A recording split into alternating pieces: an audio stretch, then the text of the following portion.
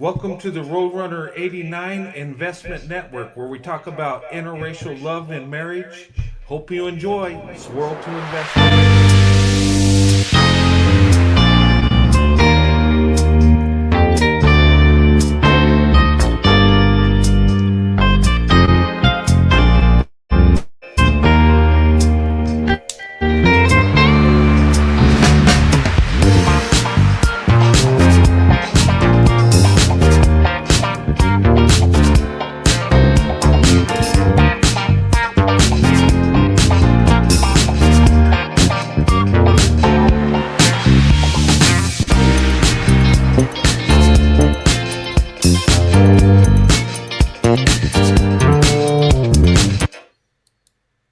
All right, how's everybody doing tonight? Happy Friday night. Hope everybody's having a good weekend. I'm doing a show tonight. I will not be doing a show tomorrow night, Saturday night. Uh, Me and my wife, we're getting out of town. We're going to celebrate our love and going to get caught up in the rapture of love. That's what we're going to do. Um, so I'm going to take a little break. Um, but I've made a pre-recorded video for Sunday. Okay, it's called "White Privilege and the Love of a Black Woman." Okay, I think you'll like the video, and it breaks it down. Okay, when it breaks it down with privilege, love, and how that interacts, and I posted it out there, so it'll be. I think I put it scheduled it for 10 o'clock Eastern time. Okay, so whatever time zone you're in, plug into that. If you don't catch it at the time, it'll be up there. You can watch it whenever. But Sunday morning, I'm going to put up a video. I think you'll like it. I've already made it. Okay? It's scheduled for that time. And the beautiful thing about YouTube is you could schedule things out like that. And I'm probably going to do a little bit more of that, to kind of take care of my busy life. And my channel's going to have a little bit of a makeover. Okay, it's coming. I also have a Rumble channel. I'm going to put more of my controversial stuff on the Rumble channel. Okay, because I got people coming in trying to, because I love black women and I'm in an interracial marriage. Somehow that's controversial, but people want to destroy my content. Okay, and they want me to go away. So it's kind of a safety countermeasure. I'm still going to do my roasting more on Rumble. I'll call it the Rumble Roast. Okay, and this channel make it more family friendly, more loving. But I will still keep it real. Okay, um, that's what's going on, and I got ideas for new shows and new things going on tonight. Okay, if you see my title, I'm going to talk about reparations for immigrants, swirling, and attacks from dusty Diablos. Okay, those people that don't like to see black women and white men swirl, they don't like to see them swirl to investment. Okay, um, I'm going to talk a little bit about that. I'm going to talk about, you know, interracial relationships, opening up your options, and dealing with these people that want to destroy what you have. Okay, and look, I got people out there that want to see me fail, want to see me just be destroyed, and their every fantasy is about taking me down. But anyway, I'm going to keep moving. I'm going to keep pushing, and I'm going to keep promoting interracial relationships, and I'm going to keep showing love towards black women. Okay? Now, this is not a political show. I'm not going to tell you how to vote, news right, news wrong. I just want you to see some things. Okay? And we're going to talk about reparations. I'm going to tell you my opinion on that, old and new. Okay? And some of you know what my opinion is on that. Okay? Some of you are going to be a bit surprised. Okay? And some of you already know where I'm at. But anyway, okay? Um, there's a U.S. Congresswoman that says that we need to give reparations to immigrants. Okay, the reparation thing, and I find it disrespectful. And tell me, is it? And I'm not a black person, but if you're a black man or woman, do you think that it's disrespectful for someone to say that illegal immigrants should have reparations?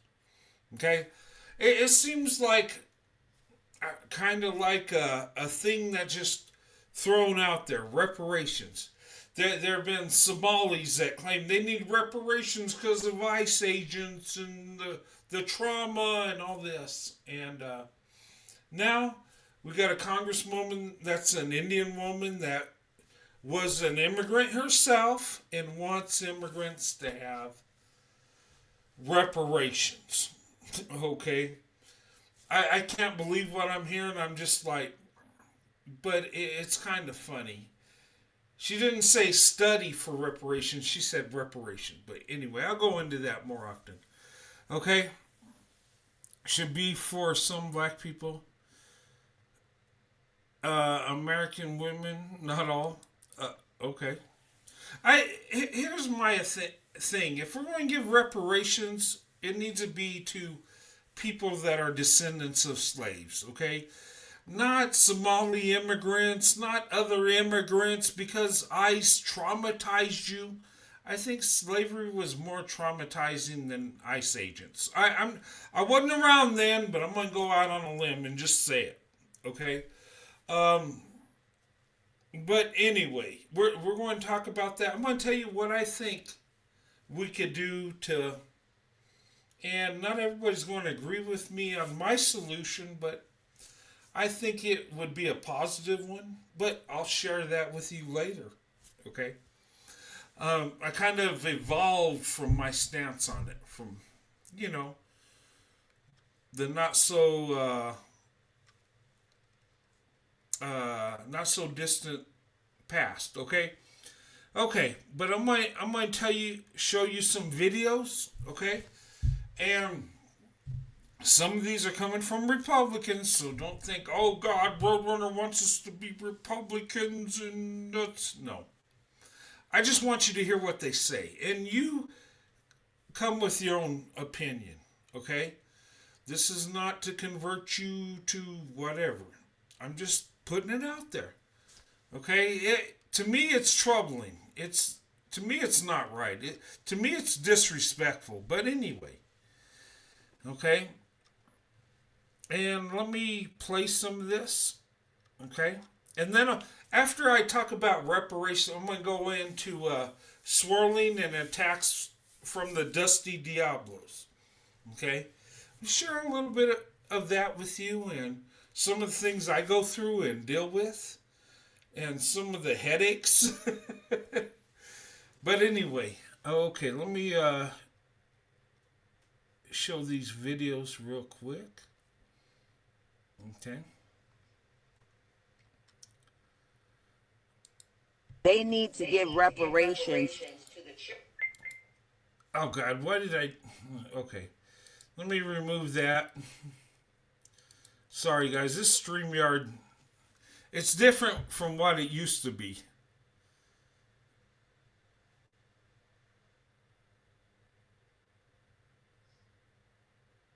Okay, all black Americans that were kidnapped from Africa and human trafficked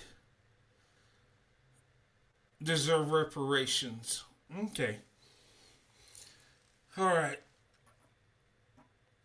Let me see here. I'm not going to talk about that. I'm going to talk about descendants of slaves, okay? We can research all kinds of things. I think reparations needs to be something we need to look into and address descendants of slaves, okay?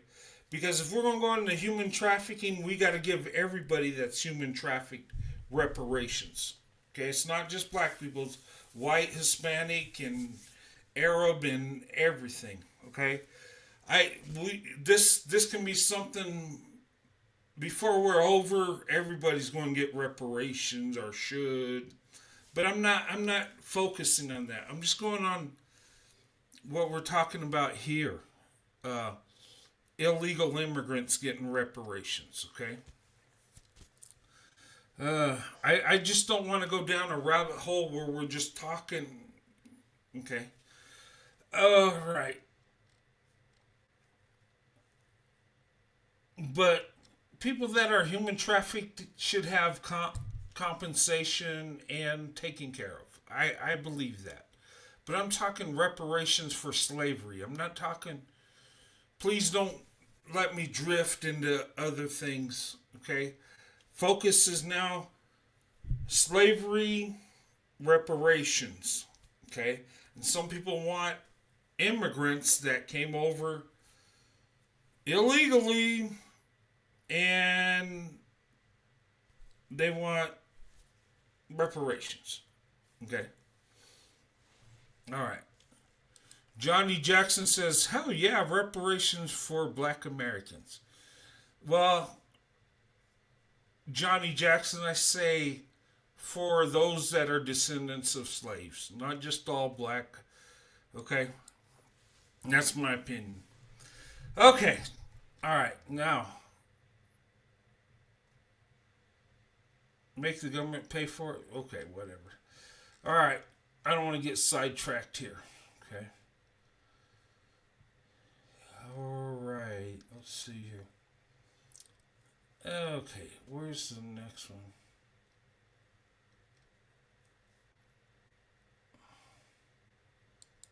Families traumatized by. Okay, let's hear what this young lady has to say. This Representative Diablos, Democrat, is saying that if they win the mid-election, they need to give reparations to the children and families traumatized by ICE.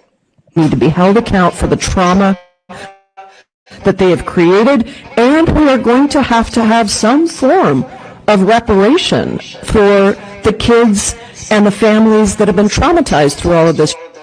Not the black Americans that have been traumatized for over the last 450, 500 years in this country, or the ones that have been holding down the Democratic Party. No.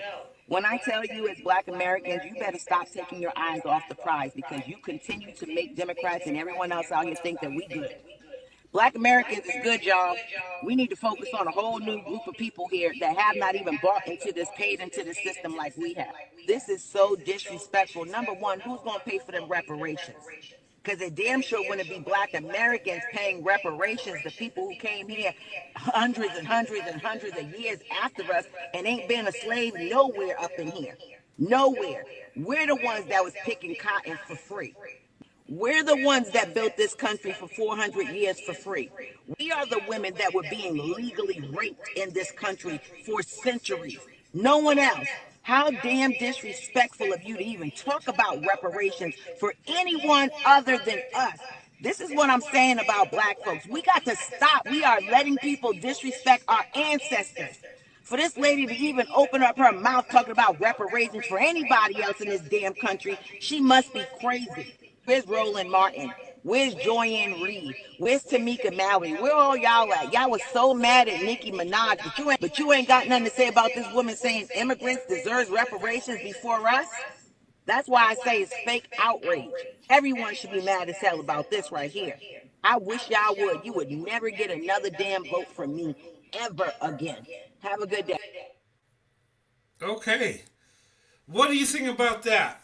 And here's the thing, looking at this, okay, and there's an opinion on reparations, right? But if we're going to give it out, why would we give it out to immigrants that came to our country, They weren't forced to. They chose to. A lot of them snuck in.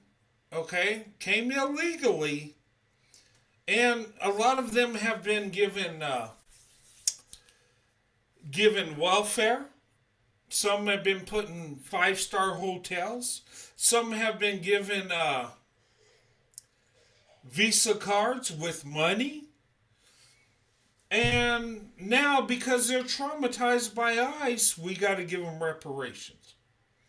Okay, but you notice one thing she didn't say when she said the illegal immigrants need reparations? She did not say we're going to do a study. A study. Because every time I hear this from Democrats, they say, oh yeah, we're going to do a study on reparations. A study. Let that sink in. And if they win the midterms, are they going to give reparations to immigrants? Because they were traumatized by ICE. Now, I'm going to go on a limb, okay? I wasn't around during slavery and all that, so all I could do is read from history books, right? But I'm going to go on a limb and say, you know what? Slavery was more traumatic than ICE agents coming through your neighborhood. I'm just going to... Look. But we're going to give people reparations for ICE? But not descendants of slaves? Okay. That makes perfect sense. To me, that's a slap in the face. When black people are mostly Democrat, 92% of black women, Democrat, 86% of black men, Democrat. But you're going to take a backseat to illegal immigrants that chose to come here? I don't know. I'm not going to tell you how to vote, but what I'm going to say is, to me, that's a slap in the face. Am I wrong? Or maybe I'm just reading it wrong. Maybe she means, immigrants and black people. But she didn't say black people and immigrants, did she? She said immigrants.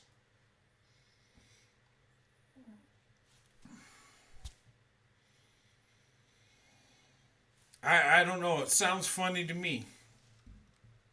And she didn't say a study. They're not going to do a study on reparations. She says they need to get it because they were traumatized. Let that sink in.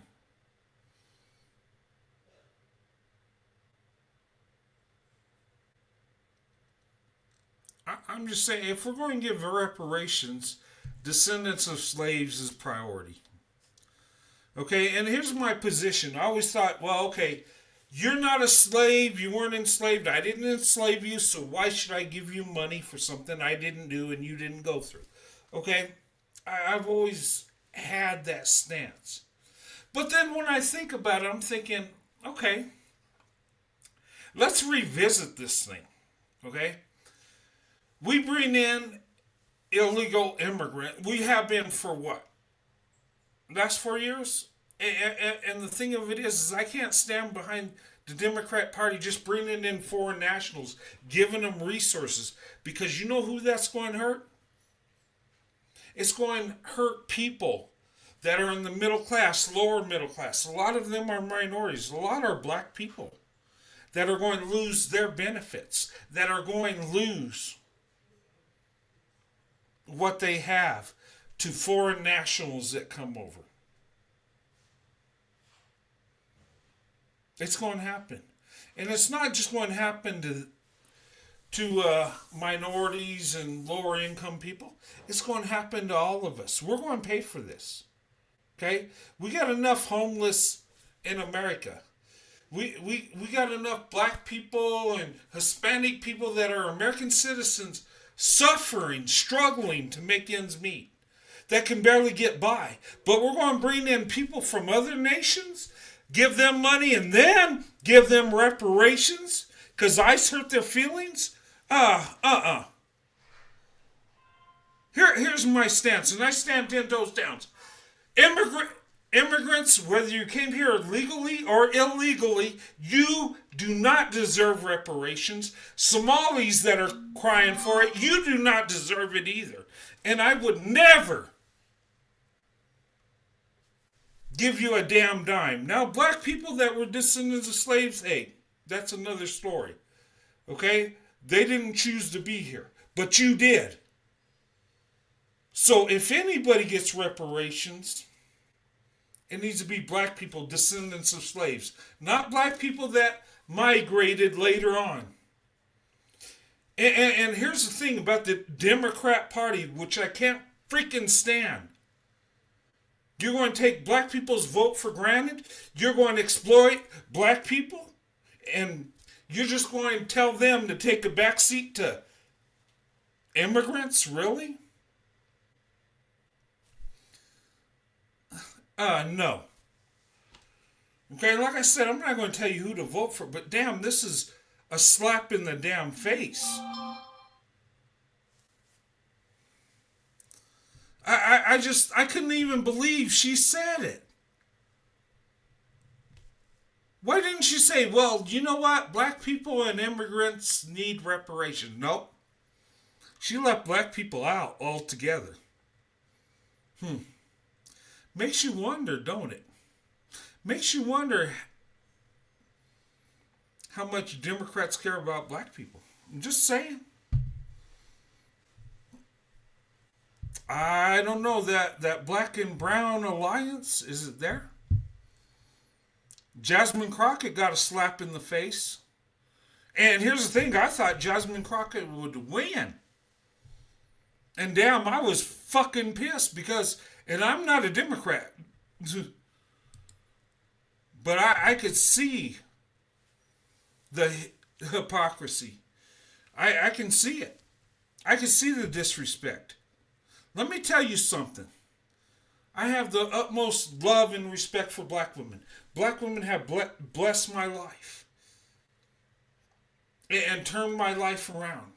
People tell me, oh, you're promoting swirling and interracial marriages and you're trying to be that savior. No, I'm not. I'm not saving the black woman. The black woman saved me. And I'm telling the truth. And here's the thing. I had a few black women that have blessed me and been a blessing in my life. Just a few. And I have the utmost love and respect. But the Democrat Party has had the black vote since what, the 60s? Exclusive? But yet they got to take a backseat to immigrants? No. Reparations shouldn't be talked about unless it goes to descendants of slaves.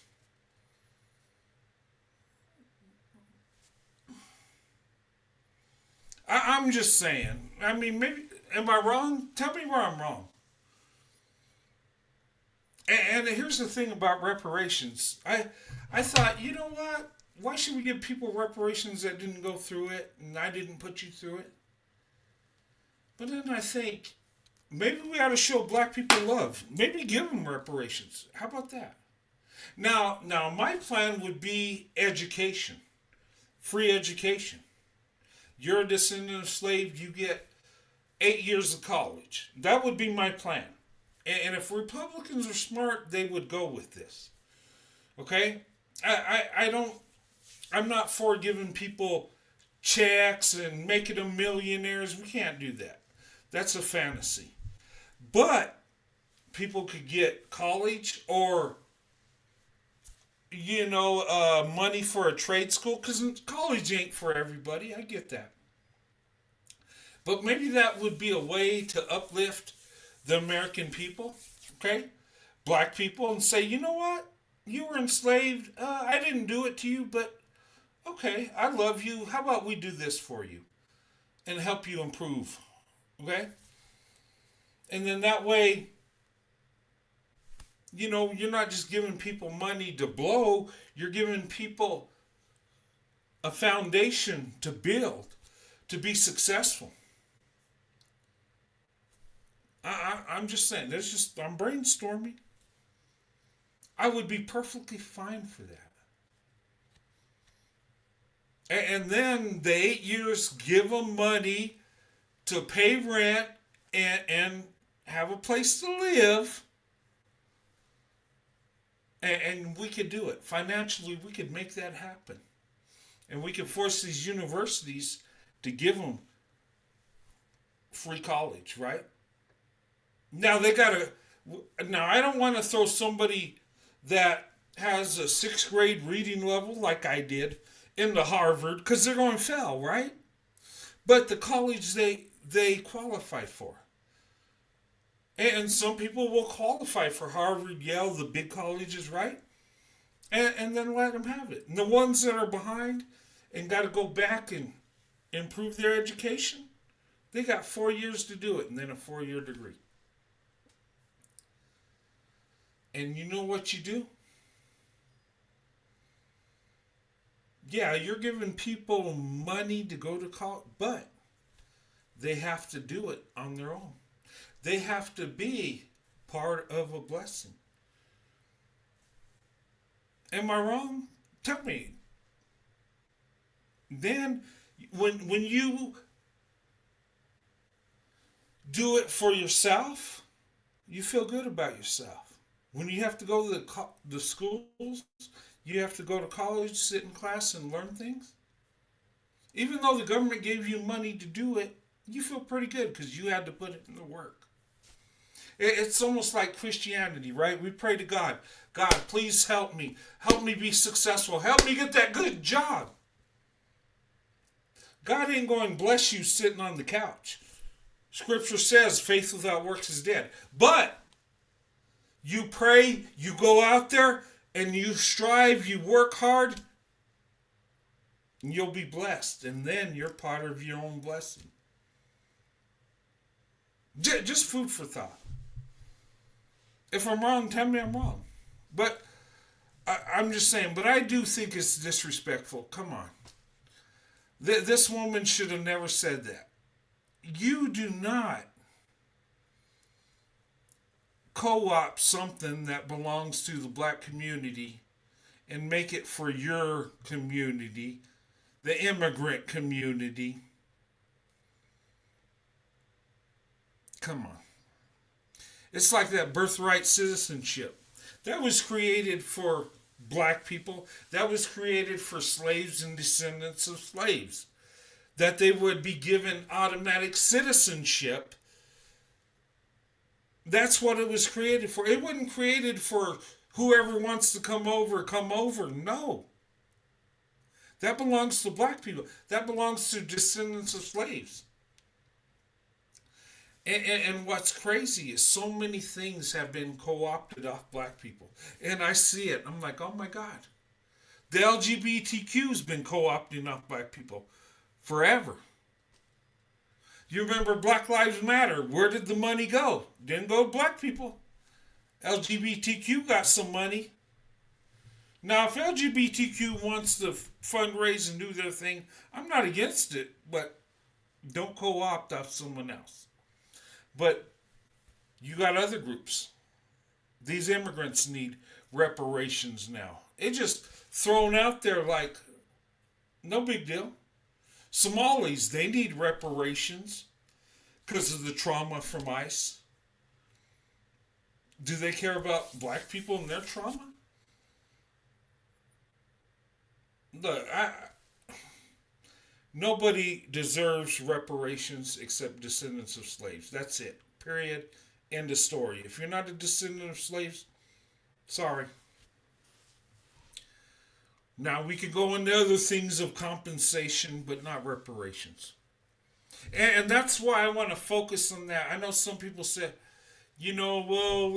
black people have been this. And I'm talking about descendants of slaves, what reparations was supposed to be. But anyway, is that controversial? Is it wrong what I said? It is, I have no political power, but I'm being honest. I think education, a trade school, something to make you marketable, And some people are going to disagree. No, we should be millionaires because slavery is so bad and this and that. Okay, that's, you believe that. But I'm looking realistically. Because I'm telling you, Democrats ain't looking to give you reparations.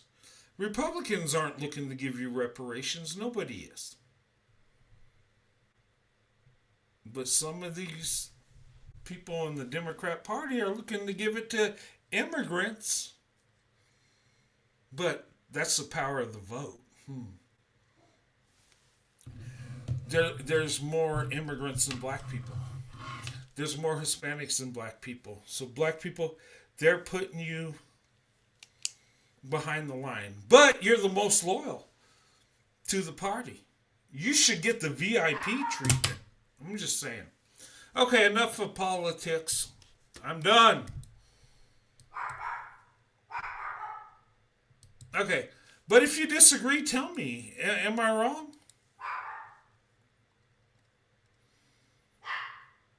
And I could be silent and not cover this because it's uncomfortable and I might hurt feelings. I'm not trying to hurt feelings. I'm just saying. Why is it that we're going to give reparations to another group? Why are they even floating that idea? I don't know. Every time I hear reparations with black people, oh, we're doing a study. A study. What's a study going to give you? That's their way of saying in a nice way, you ain't getting a damn thing. But we're going to pander to you and tell you, yeah, we're working for you. Vote for us. Anyway.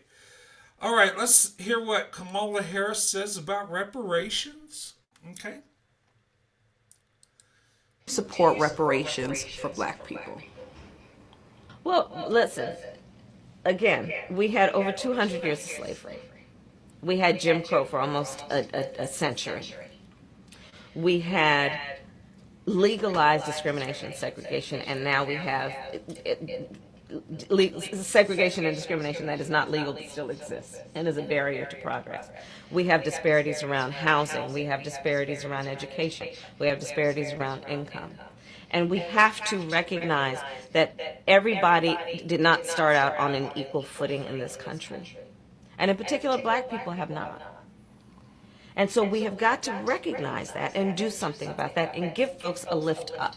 That's why, for example, I'm proposing the LIFT Act. Give people who are making $100,000 or less as a family a tax credit, which will benefit and uplift 60% of black families who are in poverty. So by default, it affects black families, but there's not a particular policy for African Americans that you would explore. But no, if you look at the reality of who will benefit from certain policies, when you take into account that they're not starting at the same place and they're not starting on equal footing, it will directly benefit black children, black families, black homeowners, because the disparities are so significant. So if we focus on the specific issues that have resulted in the greatest disparities, and we understand that that's part of why we're doing it. Listen, the reality also is this: any policy that will benefit black people will benefit all of society. Let's be clear about that. Let's really be clear about that. So I'm not going to sit here and say I'm going to do something that's only going to benefit black people. No, because whatever benefits that black family will benefit that community and society as a whole and the country.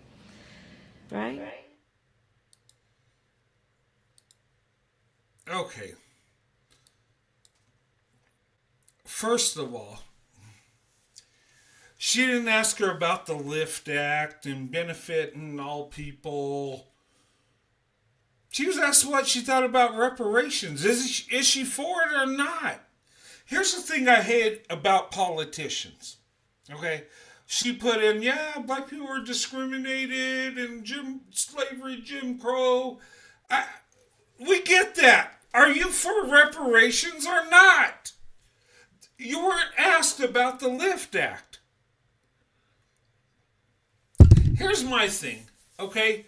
I told you my position on reparations. If I had any, I would do it education-wise, right? I would give something. I'm like, okay, I don't agree in making just black people millionaires. We really can't do that. That's a fairy tale. But we can lift people up. We can do something, right? Would somebody meet me halfway on that negotiation? And look, money can even be put in there because how many millions of dollars do we give to foreign governments? And foreign governments that don't even like us. How many millions of dollars did we give to immigrants that came over? Not because they got a visa and they went through the process, but they snuck over. And we paid them. We gave them visa cards. We gave them welfare. We gave them money. We gave them welfare. We gave them food. We gave the resources that we're supposed to give to our citizens. Think about that. All that money we spent on foreign nationals that never paid into our system. Could we have given it to our black citizens and say, you know what? You feel this way about reparations, whether I agree with you or not on that.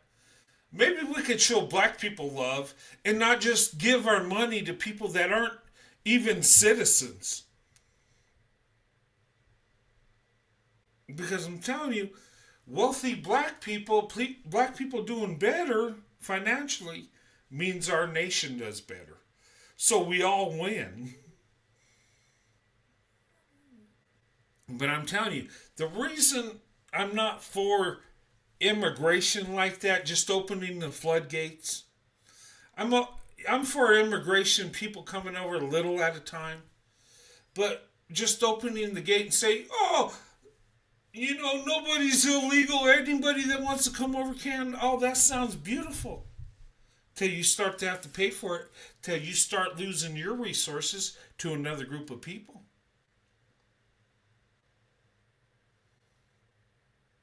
I'm telling you, black people, you're going to suffer the most. And in the initial part of it, you will. But we could pour money into people that are actually our citizens. And black people are what, 13% of the population? So what? So they get an extra benefit. In the long run, it'd benefit us all. Now I'm looking at it economically because here's the thing. We don't have enough money to take care of our homeless. You see how many homeless are out there? What are we doing for them? But we're going to bring somebody in that ain't even part of our country and give them money? And then tell black people, okay, well, immigrants need reparations. And tell me, am I wrong? Did they just mean it they didn't mean it that way? I'm not understanding. You listen to Kamala Harris, she didn't say she was for reparation.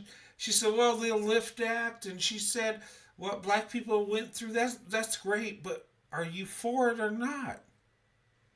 How about an honest answer? Just tell us.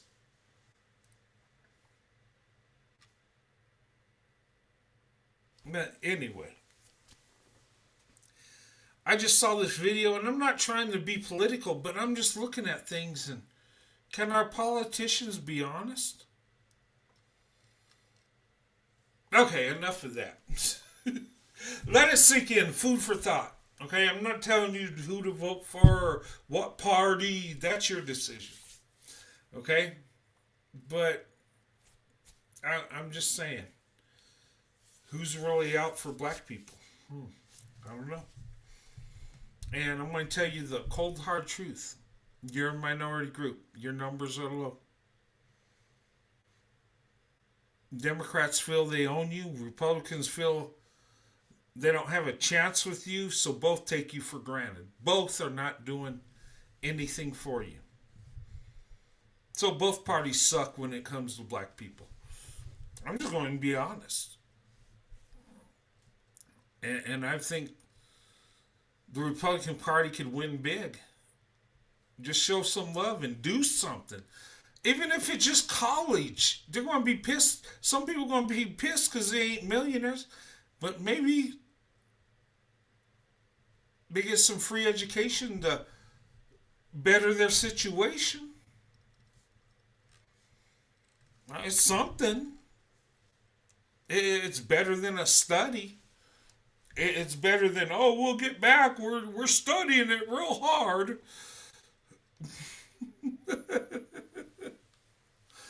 Anyway, okay, enough of that. Okay, I know I'm going to get some hate. It's okay. I love you guys, regardless of what you think. I love you. But I'm starting, I have a heart.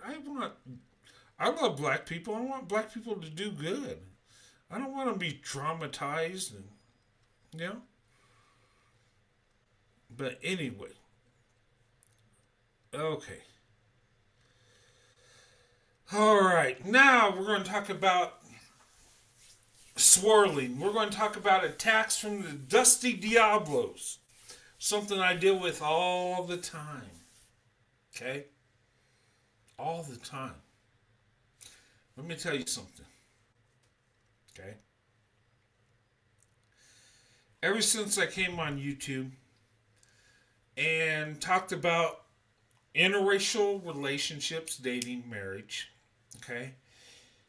And I've shared some of my experiences with me and my wife, our marriage, our family. I don't tell people everything, but I let you get a picture of what, our life, our marriage. Okay?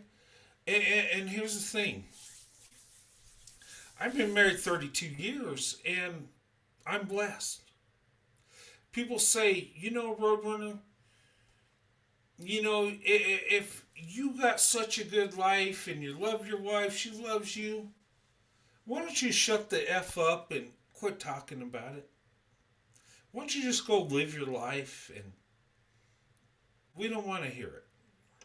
Okay? I hear that so many times. Okay? Here's the problem with that. Okay?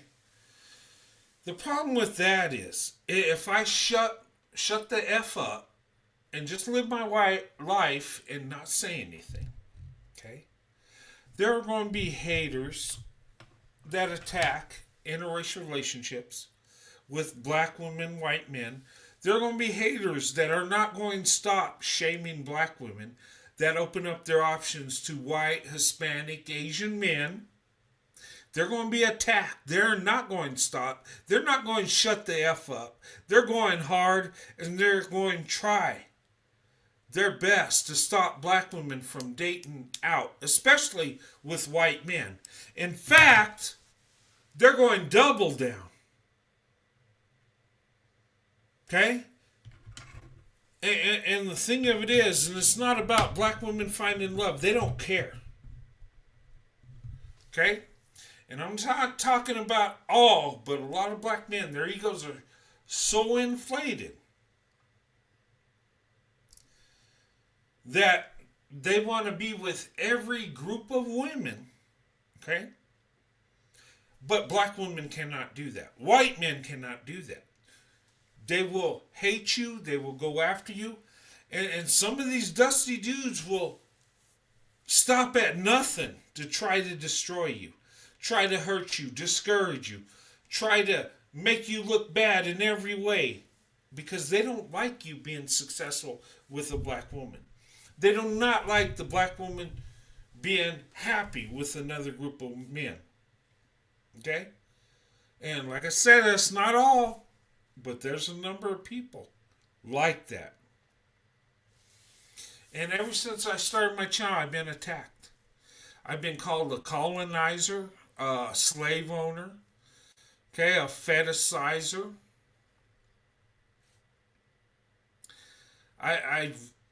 My family's been attacked, my wife, my kids, okay? Some people have attacked my wife, calling her sellout bedwench. Some people call my children half-breed bastards.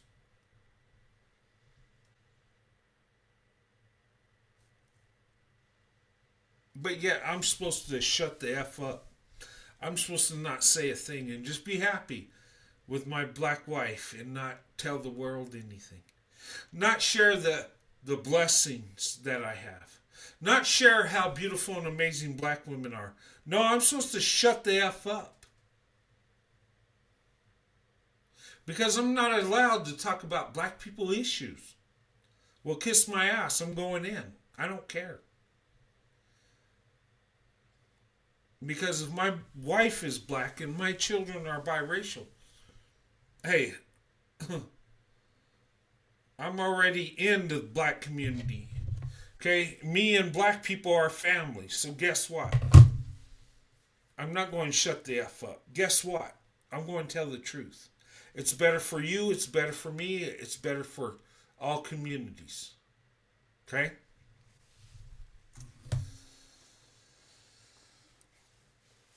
Now, here's the thing.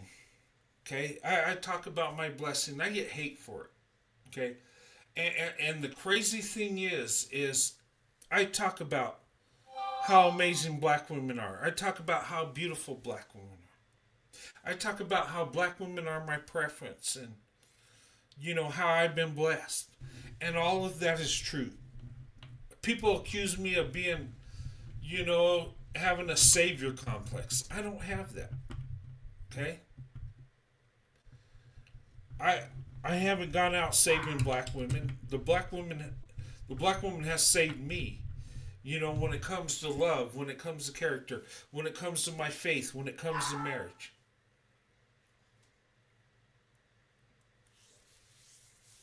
And I look at my life and it's pretty amazing how it turned out. Going from going nowhere fast to having a bright future, to living a good life, to being able to have a home, good income, a solid family, having my children all college educated. If you look at my life, how it began, you would look at me and say, man, this guy's going nowhere fast. And the thing of it is I share that because you know what? We're human, right? And in our life, not everything goes our way. Some people have more privilege than others. Okay? People say I have white privilege. Okay, I'm a white guy. I got some privilege. But looking back at my life, very humble beginnings. Okay? I did not come from a wealthy family. I did not go to the best schools. In fact, I went to public schools. Okay? My father worked hard. Okay? I come from teenage parents, so I had a slight disadvantage. I'm not going to say I'm disadvantaged. I'm not going to play a victim because it is what it is. When you're struggling, you got to pull yourself up. Okay?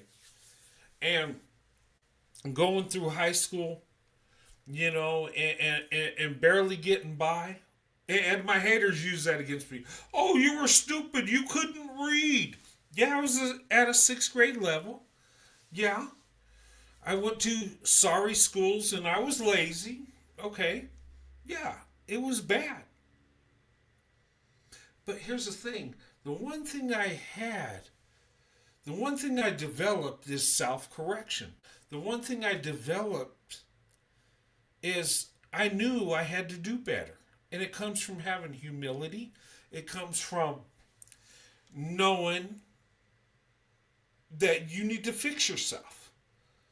And self-accountability is the hardest thing ever. I got this joker that goes in on me and just attacks me and hates everything I do and say. And, his opinion is I'm a failure across the board. Okay?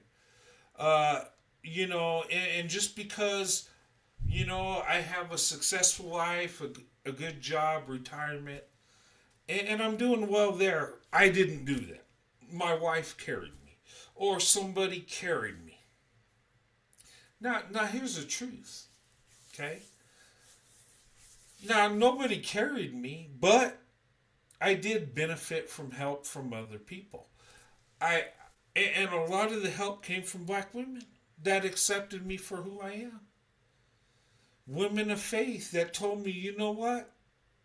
Just pray, have faith, work hard. It'll work out. You know the crazy thing is, and the reason why I dated black women exclusively, because black women touched my heart, because black women accepted me for who I am. Okay? The black women in my life loved me for who I am. They didn't see me as a bottom barrel Brad, you might say. Because that's where I was at. Somehow they knew I had a good heart. And instilled me in faith.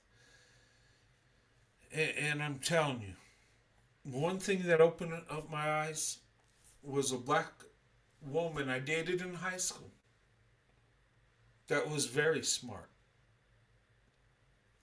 On the honor roll. Totally opposite of me. And that was the best girlfriend I ever had because I could be myself. You know, and I did her wrong. And God, it broke my heart forever. Because I felt so bad forever. But you know what? She thought I was awesome because of who I am. I remember, and you know in high school, right? You gotta, when you're in middle school, you have your little hobbies. And for me, I collected comic books and I was into Star Trek and that was my thing. But when you get to high school, you have to have a rep to protect. You got to be one of the cool kids. And you know what? Education ain't a cool thing. So, yeah.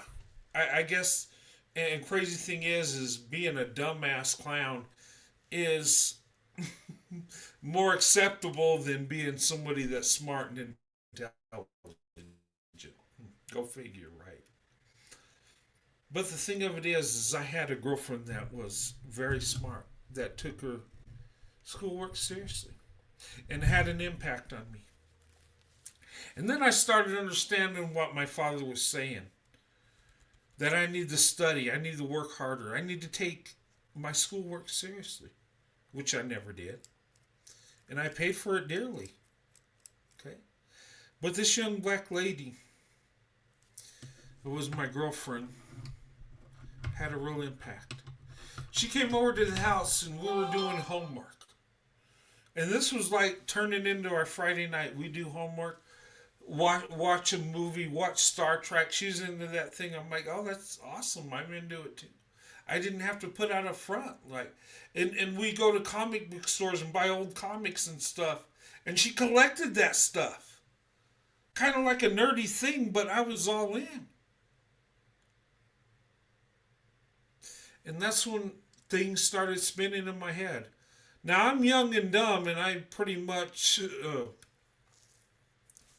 squandered my education, right? But I started realizing I was lacking. I started realizing that I needed to improve. And that carried on till I graduated. And, I say I limped through, and my haters, oh, yeah, you're a dumbass. You didn't know. Okay. Yeah, at the time I was. At the time I was lacking. At the time I was dusty. Have fun with it. Okay? Have fun making fun of me at the lowest part of my life. If that makes you feel good.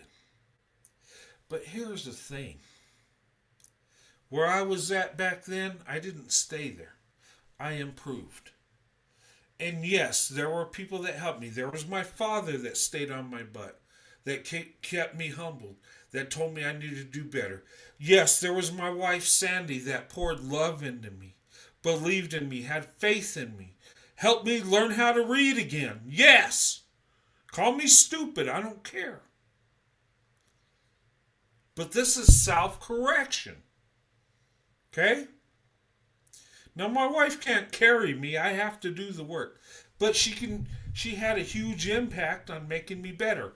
It was like a suit. And I think I'm a good suit, but she tailored me and made me better. Okay? And the thing of it is, I had to do it on my own. And the beautiful thing is, even when I was struggling, even when things didn't look good, I always provided for my wife, my family. We lived on one income, my income. Till my kids got older and my wife can get her a little job and stuff. But I was a provider, even at my worst point of my life.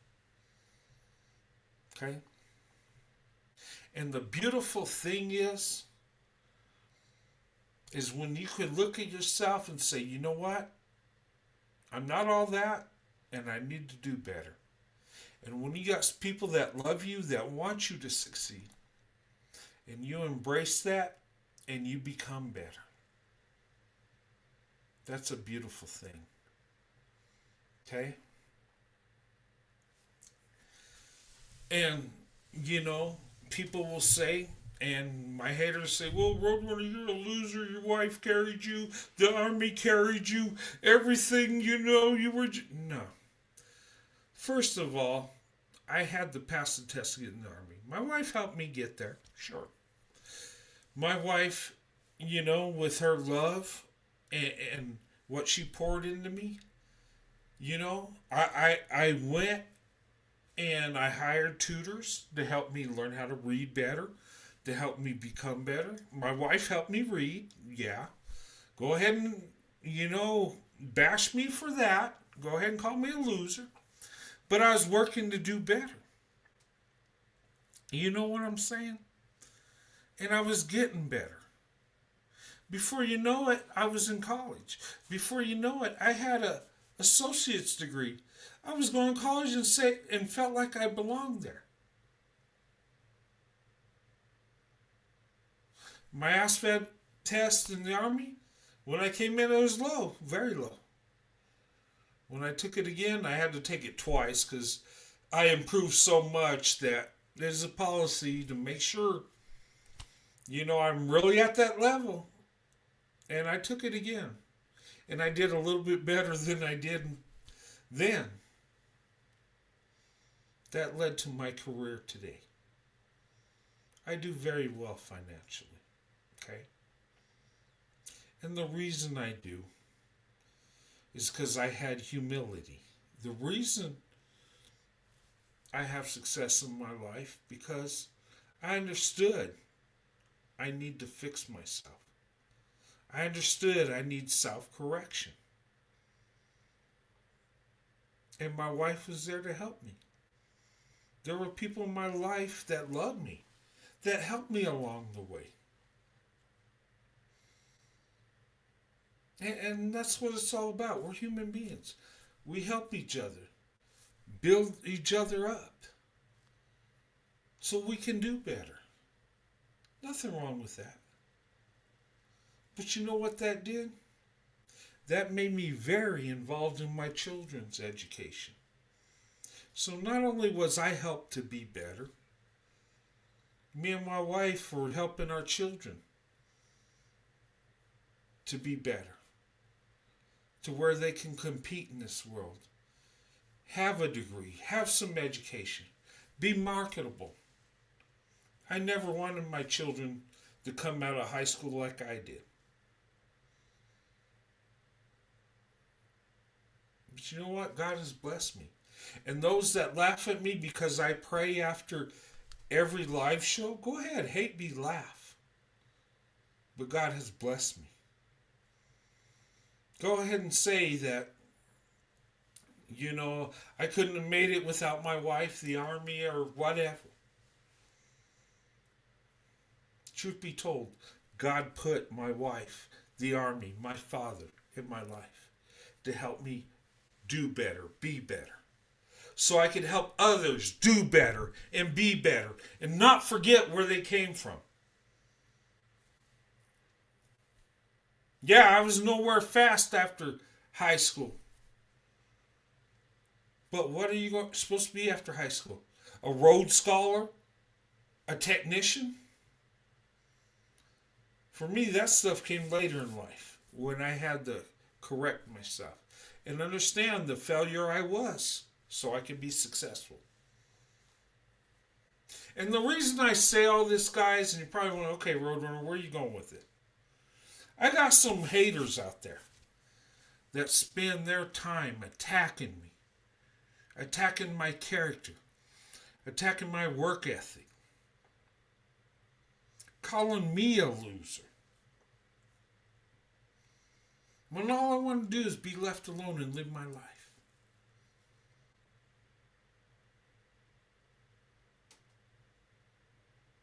And my thing is these jokers, they go out there, cosplay a marriage, making up stuff.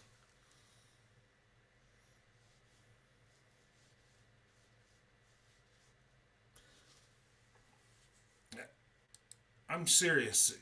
And the thing of it is, and I'm not going to say these names. Look, the names have been changed to protect the guilty. But Struggle Jack and the Flunky have been going after me forever. And they go after women that don't want nothing to do with them. They go after women that aren't interested in them. You know, they're very narcissistic. All right? Struggle Jack, he just goes in on people he don't like. Especially white men with black women. And this leprechaun clown, you know, he's as funky. He has his nose up his butt all the time. Okay? These jokers, look, they can't help themselves. Okay? These jokers have been telling me, you know what, we're not going to stop. We're going to have our knee on your neck, and we're just not going to quit. Well, guess what? I'm not going to quit either. I'm going to keep uplifting black women. You know what? And I'm going to hold men accountable. Yes, and that means even black men. I'm not going to coddle you. Just because I have a biracial son don't mean I'm going to praise a black man. That is damn stupid. We don't praise men that don't perform. Okay? You're either a struggle bandit or you're a diamond in the rough. There's no in between. Okay? And if you don't meet that, that's your damn problem. If you got to pretend you have a wife or leprechaun, you got women and all this, but you can't produce live people, just pictures. Come on, dude. You're a weak kiss-ass bastard. And Struggle Jack, you're a loser yourself. Okay? But if you want to be successful, you can. Have some humility. Look at your faults and fix them. If you could get there, you could actually have success. Instead of worrying about what a white man with a black woman's doing. Worrying about how much money I make, how successful I am. Why don't you worry about yourself? You know, how about instead of worrying about having a nice car and have a home? How about instead of trying to be the pimp player and have a wife? A real wife. Okay? None of this blow up doll and silly putty shit. Do it. Be real. Okay? I'm not roasting you. I'm trying to help you. God knows you need help. Quit worrying about black women and white men. Okay? And quit calling black women bum Keishas. Okay? Black women are the most beautiful, amazing women ever. Okay? And look, if I was a single man, I could find a good wife, whether it's in the hood or Hollywood.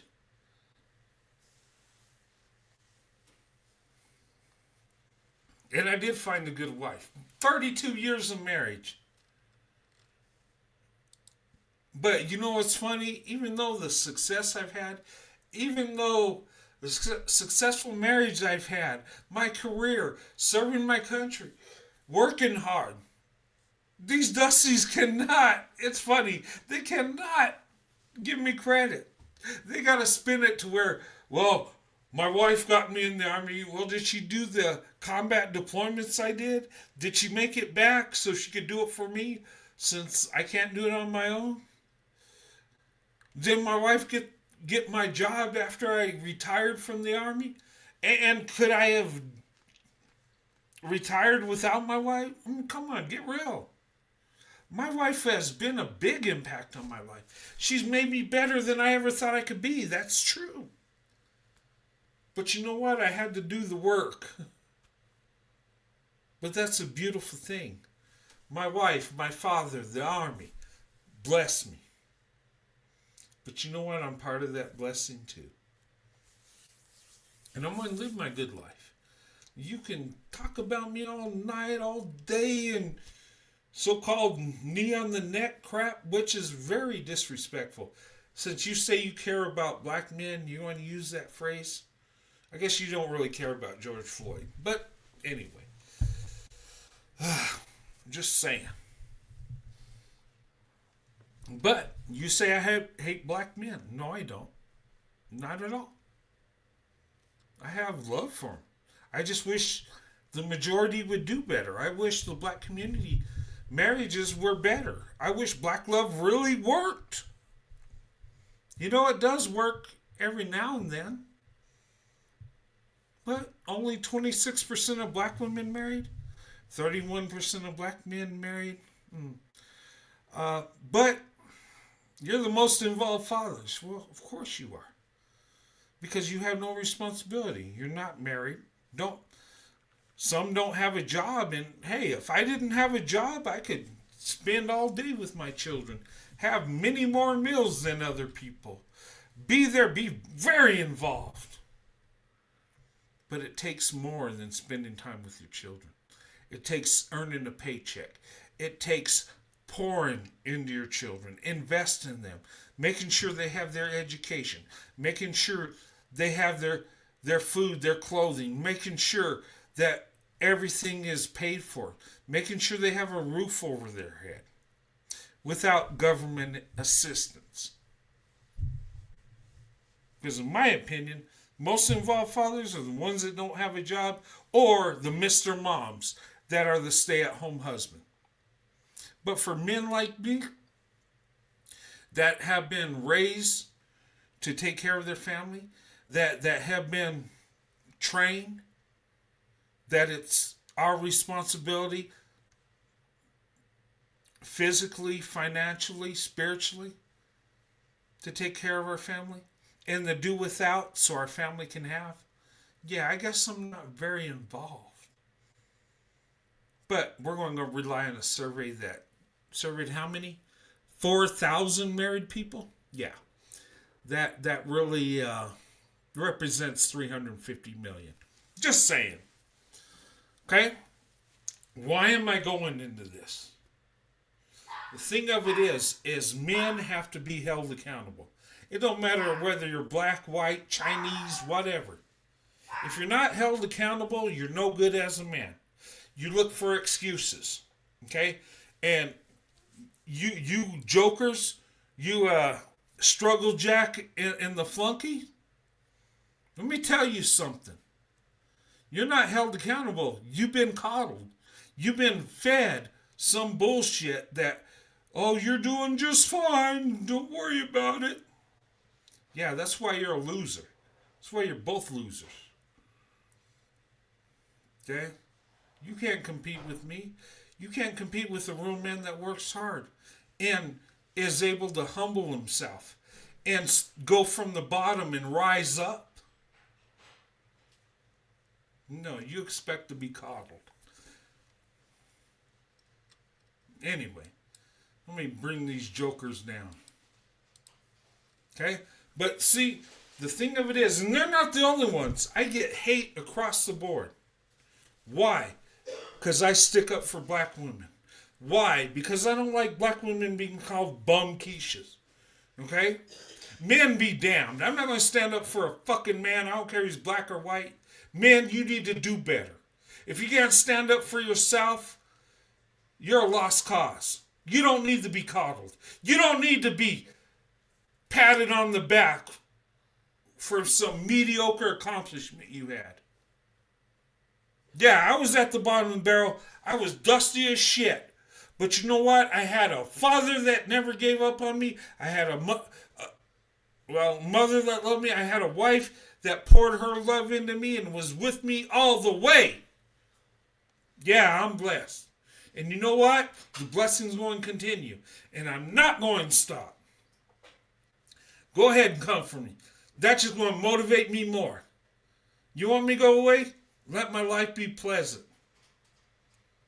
Maybe one day I'll say, you know what, I need to retire.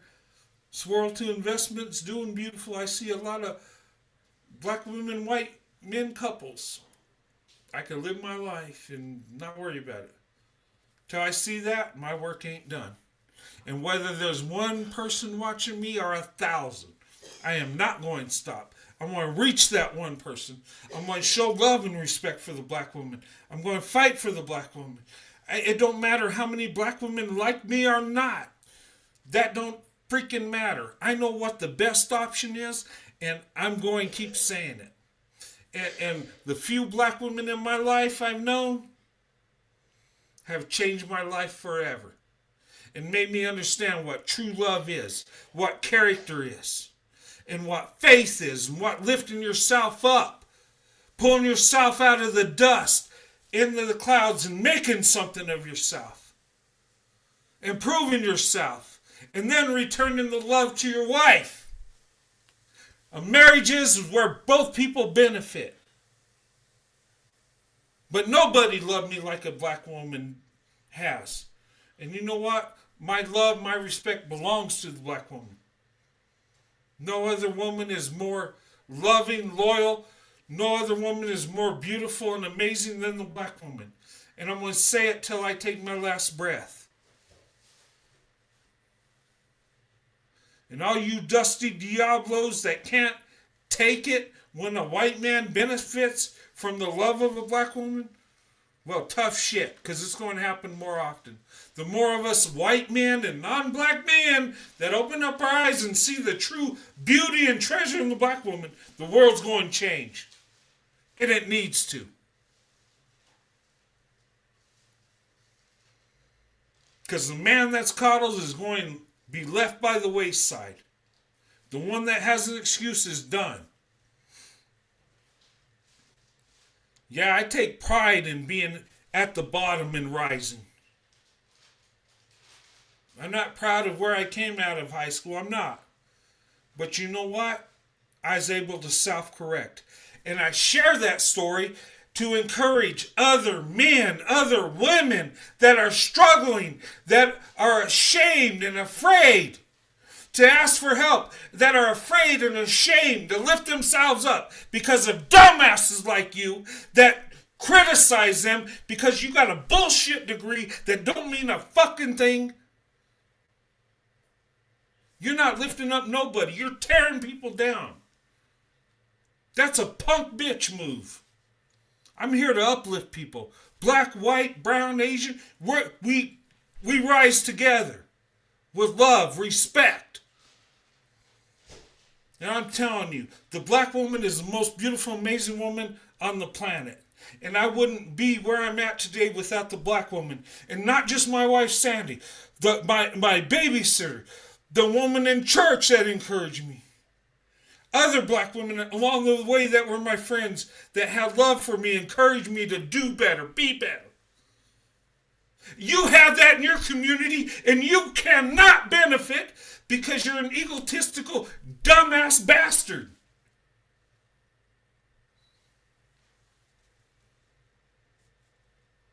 Because you're not looking at about the love you could get from the black woman. Or you could pour into the black woman. You're just trying to exploit her for your ego.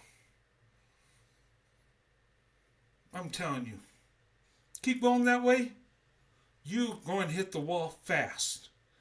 And remember, when you hit the wall, remember the Roadrunner. But there is hope. You can repent.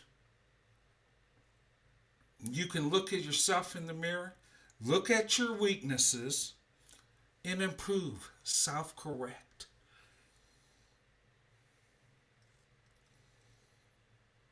Or you can just attack people and be a dumbass. I mean, what are you going to do? Anyway, okay, enough said with that. Okay, there's some people I want to talk about. Okay, and look, I call this guy a roach coat struggle bandit. Struggle Love, Offset, and Cardi B. Okay, this is in the past. Cardi B moved on to Stephon Diggs, Trayvon Diggs' brother, which they're both bust in the NFL. And I'm so disappointed. Cowboys, we thought we had a great corner, but yeah. He was good for a little bit, but it didn't last. Well, his brother Stephon Diggs got cut from the Patriots too. But he used to be with Cardi B, right? Miss Latina pro-black Cardi B with Offset. Cheating, all this stuff that went on. He's a struggle bandit. But Cardi B kind of got a bit what she deserved, right? Exploiting black men and taking advantage of them, robbing them. Yeah, her chickens have came home to roost. Black men are exploiting her. Okay, and I don't rejoice in that. I don't want to see anybody suffer. But, hey, you got these struggle bandits out there, and there's one of them, Offset. Yeah, he's a pimping player. Got Cardi B, you know the preference. That spicy Latina. Okay, well. Anyway, but people say, well, you're hating on black men because you talk about Offset. Let me tell you, here's another guy. Okay, this is George Foreman. Okay, now this guy was dusty. Okay, I'm not going to say he was a great man of faith his whole life. He wasn't. Okay, but here's the thing about George Foreman. He came from the streets, right? Humble beginning. He fought his way up. Okay? Became a professional boxer. He was world champion. Okay? This dude was married 5 times, okay? That's not good. Multiple marriages. Okay, that's pretty dusty. He had a big ego, had big money, had women. Okay? George Foreman was an amazing boss, had power. That guy was strong. Nobody could outslug him, okay? But something happened to George Foreman, okay? He went and, had a boxing match against Ali, right? Muhammad Ali, great legend too. Muhammad Ali beat George Foreman, okay? That defeat devastated George Foreman. Put him in a major depression. He didn't box for a while. Okay? It was the low point of his boxing career. Because George Foreman was used to slugging it out and beating down his opponents. Okay? Ali, he was quicker, he was strategic. He knew he couldn't slug it out with George Foreman, so he didn't fight that way. He fought strategically, which he beat George Foreman. Okay? Very devastating to George Foreman. But one thing about George Foreman, he went through it. He had his face in the mud. It was a hurtful time. George Foreman turned to God. And, he says, you know what? Maybe boxing ain't for me. I'm going to give my life to the Lord. Right? He gave his faith in God. Well, it was going pretty good. He had schools going and You know, his fifth wife actually lasted. He was married to his fifth wife for 40 years till he passed away, right? He got it right, you know. But the amazing thing about God, George Foreman, did I say George Floyd ever? But George Foreman, okay, is he was living a good life. You know, he was done with boxing and moved on. But he went bankrupt. Some of the people he brought up from the streets, he didn't know how to handle money, and he went bankrupt financially. So in order to save his home, he had to return to boxing. Now at this time, he's in his mid-40s. He's an old man when it comes to boxing, right? But he trained. He went back to boxing to salvage what he had. You know what? He went all the way to a title fight. Lost, but he went all the way at his age. He won again the next year. At age 45, he was heavyweight champion of the world. Yeah, he didn't get it with Ali. It was devastating, but God blessed him later on. And then he became a millionaire with a George Foreman grill. Who would have thought? Guy was amazing. Had a dusty past, though. This is my favorite boxer. You know why? Because he was resilient. He rose up. Even though things weren't good, he was able to adapt and overcome. And I look at my life. I was able to turn my life around. And I had love from my wife, my father. The army was a blessing to me. But God puts tools in your life for you to be successful, for you to win. And he had his wife, his family that backed him.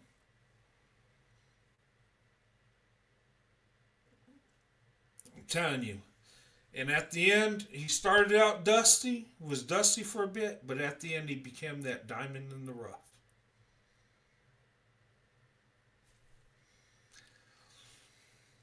I'm just saying. But anyway, I see good and bad in all people. Look. But nobody's going to play that. They're going to play when I say, well, you know, black women calling black men kings and gods. And, you know, he plays that video. Not the whole thing. He don't play where I said, you know, they shouldn't be worshiping black men or white men or any other group of men. My point was, black women shouldn't worship men. And I've seen some black women worship black men, and white men too. Don't worship men, ladies. But that cowardly bastard will not play you the whole tape. Anyway. Okay. But hey, Struggle Jack and the Flunky, dynamic dummies. Okay, one needs a hair transplant, the other needs a brain, and quit, you know, get his nose out of Struggle Jack's butt. But anyway, okay, enough of these jokers. All right. Now, let's show some videos here real quick. And tell me what you think. Who have consistently... Okay, let's see what this guy says about black women. And tell me what you think. How many marriage proposals do you expect a group of women who have consistently proven themselves to be intolerable, insufferable, combative, masculine, unsubmissive, stubborn, know-it-alls who create drama and conflict? Do you expect? How many marriage proposals do you expect a group of women who have consistently proven themselves to be intolerable, insufferable, combative, masculine, unsubmissive, stubborn, know-it-alls who create drama and conflict? Do you expect? He's talking about black women, right? This is not my experience. I've experienced from black women being loving women, being women that are amazing, nurturing, you know, uplifting. I've not experienced masculine black women. What is that? But here's the thing. I think a lot of black men, and look, this is my opinion, okay? I'm not trying to be mean, but I think black men take black women for granted. And they expect black women, they hold them to a high standard, right? They expect them to be perfect. And then love them, uplift them, hold them down. And when that don't happen, they they start feeling some kind of way about black women. And sometimes they attack black women. Sometimes they put them down. Oh, you're too masculine. You're not loving enough. And, well, I think it's the men that's the problem. Okay? Because really, I haven't experienced that. But you know what? I don't go up to a black woman, never have, with a big ego. I've always came with love and respect. I never took the black woman for granted because I didn't know if I would have a chance. So when a black woman rejected me, I expected it. But when a black woman accepted me and loved me, I embraced it. I seen it as a blessing. And I think sometimes black men see that as like, oh, okay, well, she's supposed to love me because she's a black woman. But, that's the wrong attitude to have, because then you start taking them for granted. And I'm telling you, in my opinion, I think black men are coddled. I think black women coddle them and call them kings and, gods and all this. And they can do that, but what are you really doing? Boosting their ego? And then they expect you to treat them like that. Then it's not a relationship, it's more of worship. Okay? I'm just saying that's my opinion. And I hear this all the time. Black women being attacked. They're too masculine. They're not understanding. And sometimes I hear these dudes saying white women and Asian women are better and all this other crap. Are they really? Or do you want to be worshipped? Do you want to be loved or worshipped? Here's the thing. I want my wife to say she loves me and and she'll always be there for me. I don't want my wife to call me a god. That's stupid. Okay? I want her to call me her husband and the love of her life. And that's what am I going to call my wife? Is my wife, the love of my life. We worship God. We don't worship people. That's my whole thing. Some people don't understand that. But when you're coddled as a boy to a man, you think you need to be worshipped. And when it don't work out, you lose your mind. Hey there, Beverly. Good to see you. Okay.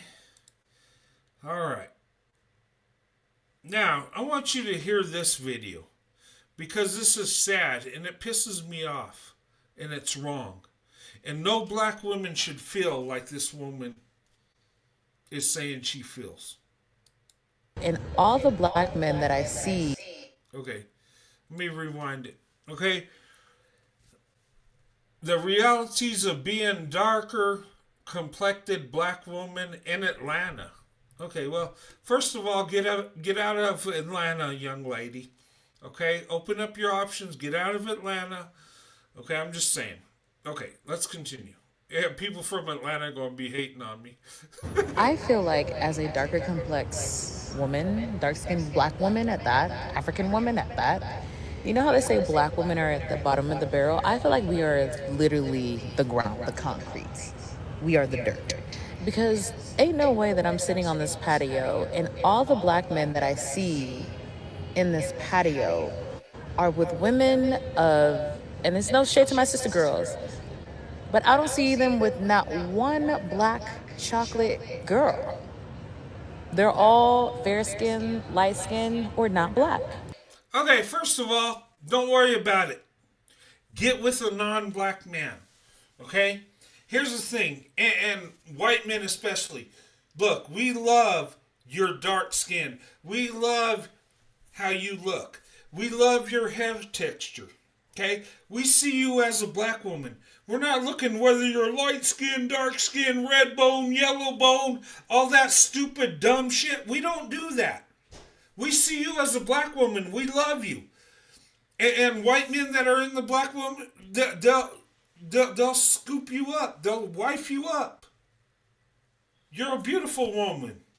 You should not feel ashamed of your skin tone. And don't worry about these guys that have to be with light-skinned women. Let them be with that.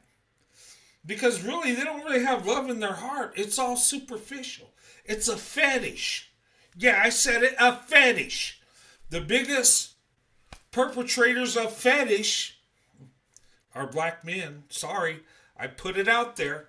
Of course, us white men get the blame, but okay.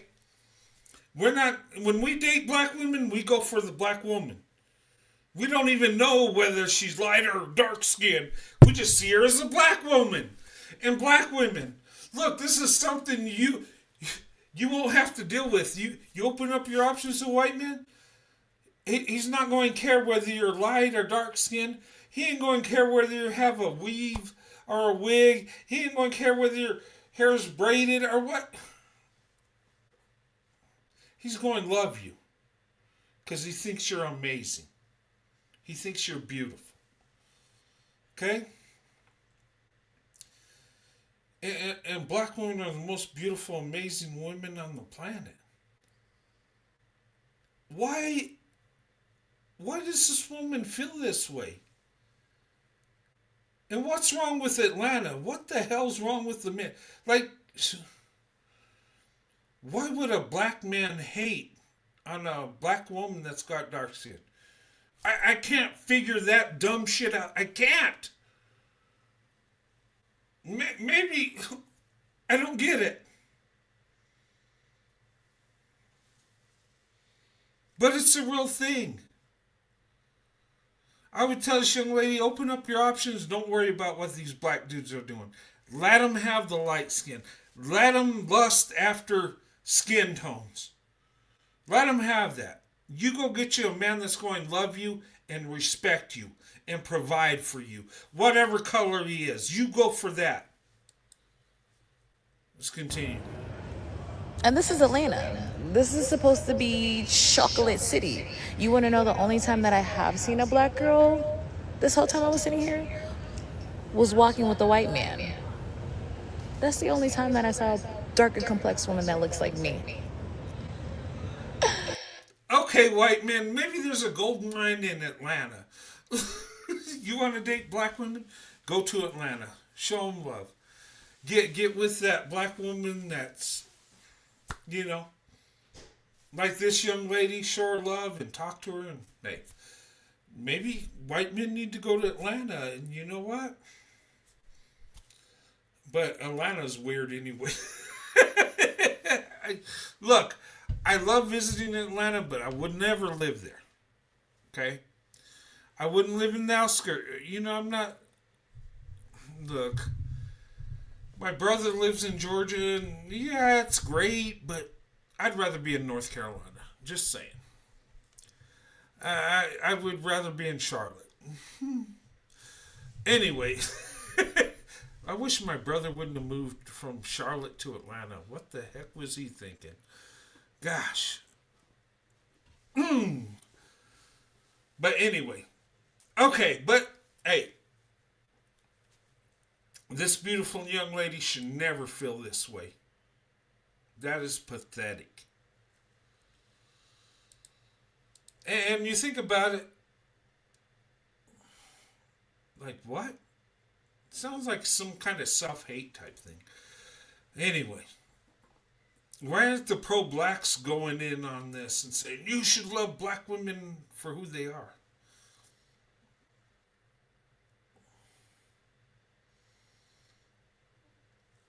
Anyway.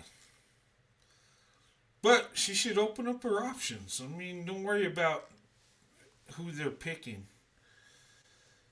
Okay. Just from experience and talking to my white friend. Okay. This guy, he's a real winner. Okay, but he's going to put us all on game.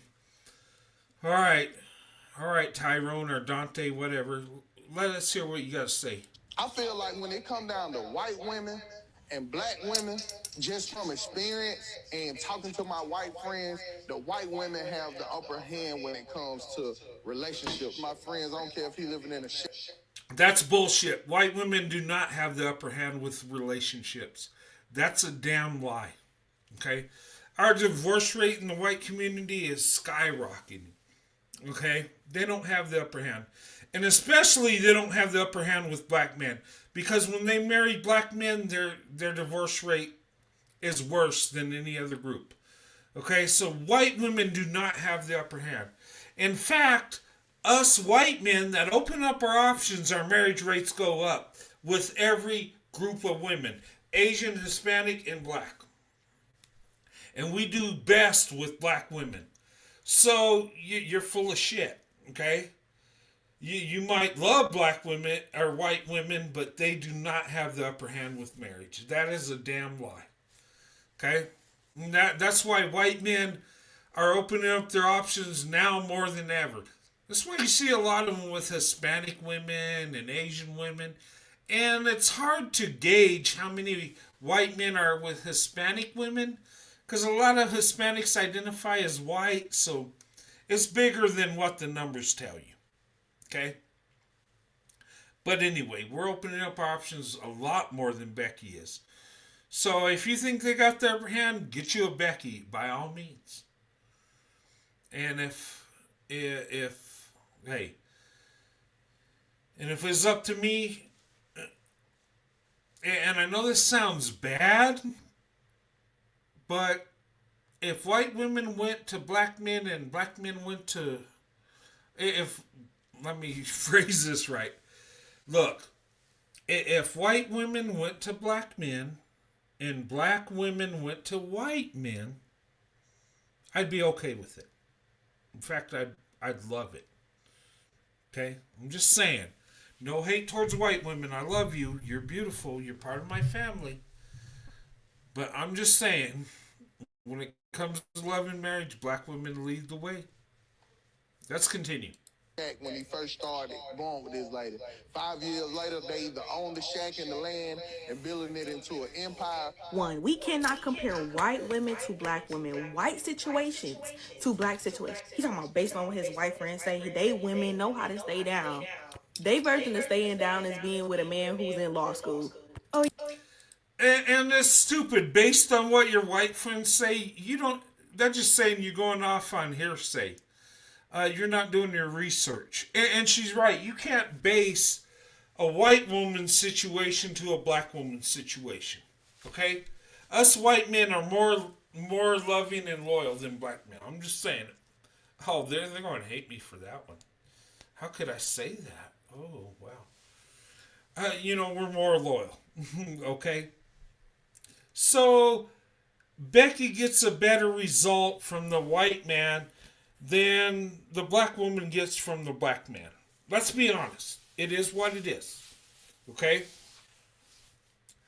But white men that open up their options, the black women, we get a better option. It's like, and you're going to hate me for this, oh my God, but I'm going in.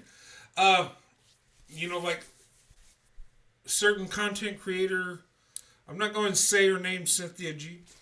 She said that white women are getting the same black men. That's true. But us white men are getting the same black woman. The black woman that's loving, that's loyal, that's nurturing. The black woman that will put you first. We're getting the same black woman. White men are getting the same black woman. Those of us that open up our options to black women, we're getting the same black woman as the black man's getting. But he's taking the black woman for granted. He's exploiting the black woman. He's using her to build his ego. We're getting with the black woman in and open up our heart to her and let her uplift us and make us better as men with her love, her loyalty. Let me tell you, the black woman has, people say, they say I'm in my savior complex. It's not that way at all. The black woman I have benefited from the black woman. The black woman has saved me in a way. Okay, of course I had to lift myself up, but black women have uplifted me more than ever. And I haven't been around a whole bunch of black women. No, just a few in my life. But I've received love, encouragement, uplifting. I've been taught what true love really is. And let me tell you, when a black woman loves you, she'll knock you off your feet. And I tell you, a lot of times when I talk about black women and I share my story, I get emotional. I do. Okay? Really, I'm not an emotional guy like that. But I just, when I talk about the love of a black woman, it just knocks me off my feet. And I know it's a beautiful blessing from God. And why would anybody take the black woman for granted? I don't care if you're in the hood or Hollywood, you can find a black woman that will be a good wife. You know? But anyway, let's continue. Yeah, he just learning how to trade stocks, and we didn't used to have it like that. They are dating more than potential, if that makes sense.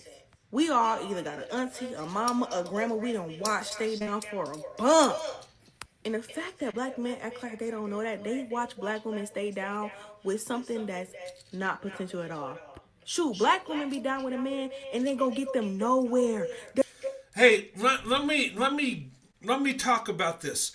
Ladies, do not date a man based on potential or what you think he's going to do. Okay? Don't hold him down and believe in that crap that you just gotta love him and keep going into him till he finally gets it right. He's either got it right or he don't. Okay? A true man that loves you, he might not be rich, but he'll take care of you. He'll work hard for you. He'll provide for you. Even, in my early days, my most dusty stage in life, where I needed to improve, I always provided for my wife, Sandy. I always did. She never paid my way. She never, provided for me. I always provided for her. Okay? What she did provide for me is love, encouragement, her faith in me, that encouraged me to do better. She helped me do better. Yeah, she helped me struggle Jack. Yeah, she helped me learn how to read. If it makes you feel good. Okay, I could read. I was at 6th grade level, but she helped me improve. Thus, making me a little bit smarter and a little bit smarter. And guess what? I was able to get some college under my belt. I was able to do better in the Army, have more opportunities. Guess what? After the Army, I was more marketable. Then I was making good money. Then I could give back to my wife and buy her nice things that she likes that she wouldn't tell me because she, so humble and don't want me to spend all of my money on her. But our money is our money, and you know what? We're living the American dream. We're not rich. We do very well. We have a home. We're about to buy a new home in Texas. We're going to have 2 homes where we could travel back and forth. And I never thought we'd be in that position. But it's not about money. It's about love. And when somebody brings out the best in you, you become better. You know, it's like Solomon. When God asked Solomon in the Bible, what do you want? Solomon didn't say, I want riches, I want women, I want fame, power. He said, he asked God to give him wisdom. Well, with wisdom, guess what he got? He got fame, he got power, he got wealth. You know, it's kind of funny that a lot of people that chase wealth, a lot of times never get it.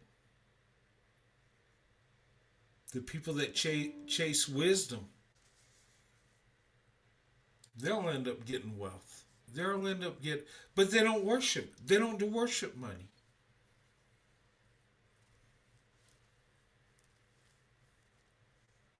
Okay, what's this?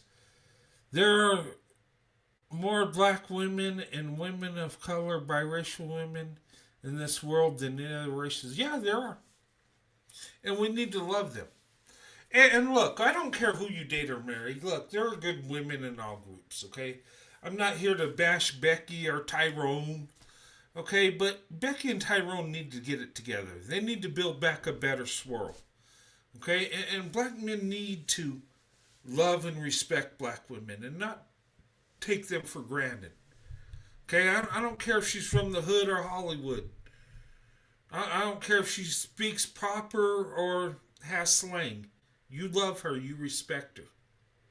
I'm telling you, you'll find a good wife if you do what's right as a man, regardless of where she comes from.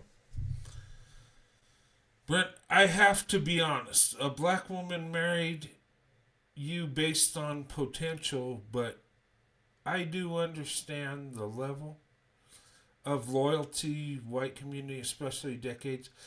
Yeah, well, you can say my wife married me on potential, okay? But the thing of it is, you know, I had a job when I was dating my wife. I was taking care of my wife. My wife never paid for anything, okay? Look, we were young, and I was going into the Army, and, you know, I ended up, you know, going into the Army, and she helped me get there. Yeah, it was kind of potential, but I never was relying on my wife. I was never dependent on her, okay? And the thing of it is a lot of these women that go on men for potential are taking care of these men, providing for them, paying for them. Okay? And the thing of it is, if I would have went in the Army or not, I would have paid my way. I would have taken care of my wife. Maybe I wouldn't be able to get her house till later on in life, but I would have always paid the bills. Okay? And here's the thing, when you're young, and especially you come out of high school, I mean, what do you have? Okay? But you could see a man, and when I say based on potential, there are dudes out there 30 and 40 haven't done nothing. And these women will buy into their potential. And a lot of times these black women will pour into them, love them, and uplift them, and they get used to the black woman taking care of them. Or some of them will level up and do better, and then run off to another woman. Not always, but I'm just saying.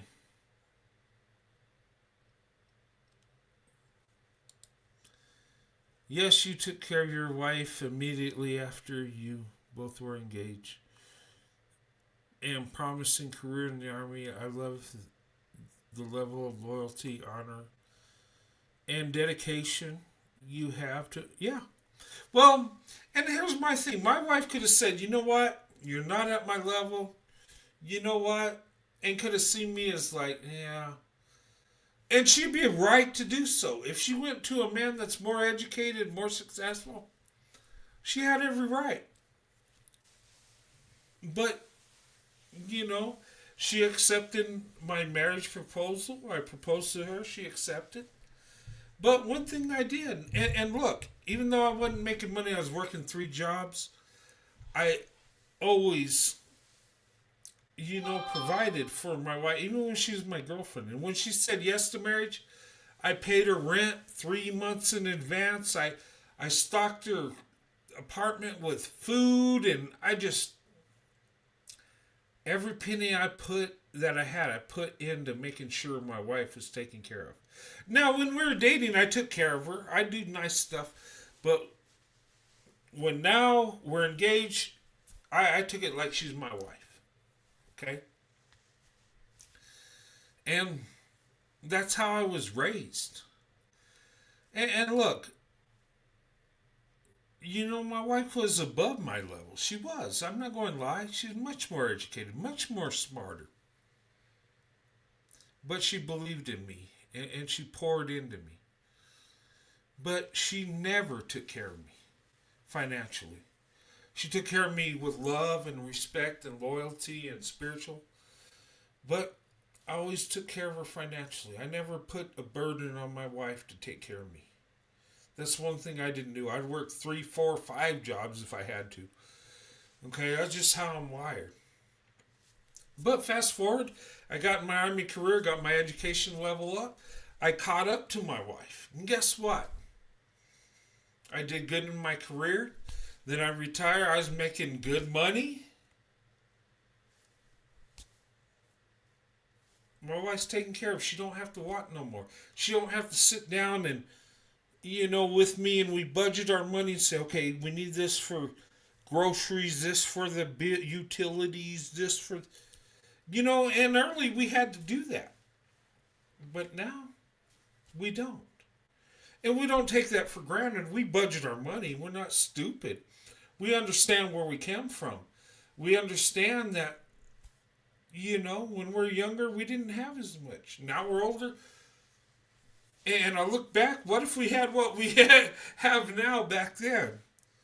It'd been easier, but would we have the character we have? Would we have learned how to budget money? Would we have learned how to make ends meet with little to nothing? No. And that's the beautiful thing about life's lessons. Sometimes it's best to struggle a little bit. Struggle is not a bad thing. As long as you have some humility, you humble yourself, and try to do the best you can. But anyway, all right, let's continue. There's no light at the end of the tunnel, nothing. Not me and my man though, but I'm just saying, they always acting like black women aren't soft. White women know how to be soft. White women know how to do this, and white women know how to do that. They live in a whole different world. They live in a whole different world dealing with a whole different type of man. I went to school in a mixed suburb. All them white boys had daddies with money, already had businesses that they was going into. They was going to school for something that was very promising. Like, that's their version of staying down. Their version of staying down is staying down through the hard part. Okay, she's talking about white men had daddies with money, and not all of us. Look, you don't know where I came from. I didn't have a daddy but I had a dad that worked hard. I had a dad that worked 2, 3 jobs to provide for me, my mother, and my father was a teenage father when I was born. My father worked hard. Okay, fast forward, my father got it together. Became a fireman, paramedic, created a good career. And, my life went from, like, in poverty to living a good middle-class life. And my younger brother, he had it made because my father had it together when he was born, right? So, the thing of it is, and this is a beautiful thing, and the reason my father had self-correction. Now, if I judge my father when he impregnated my mother, yeah, he's a dusty bastard, right? But in his heart, he is a good man. He did right. He married my mother. He gave me a name. He took care of me as his son. And he was very strict and critical on me. You know, I wish he would have focused more on education. He believed the state was going to give me a good education. Boy, that was that didn't work out. But self-correction can fix it. Okay? We don't want to go there, but sometimes we have to. Okay? My life worked out, and I got a mother and father that love me. And it's a beautiful thing. But they're people. They made mistakes like we all do. But they never called me a mistake. That's a beautiful thing. I always had a mother and father.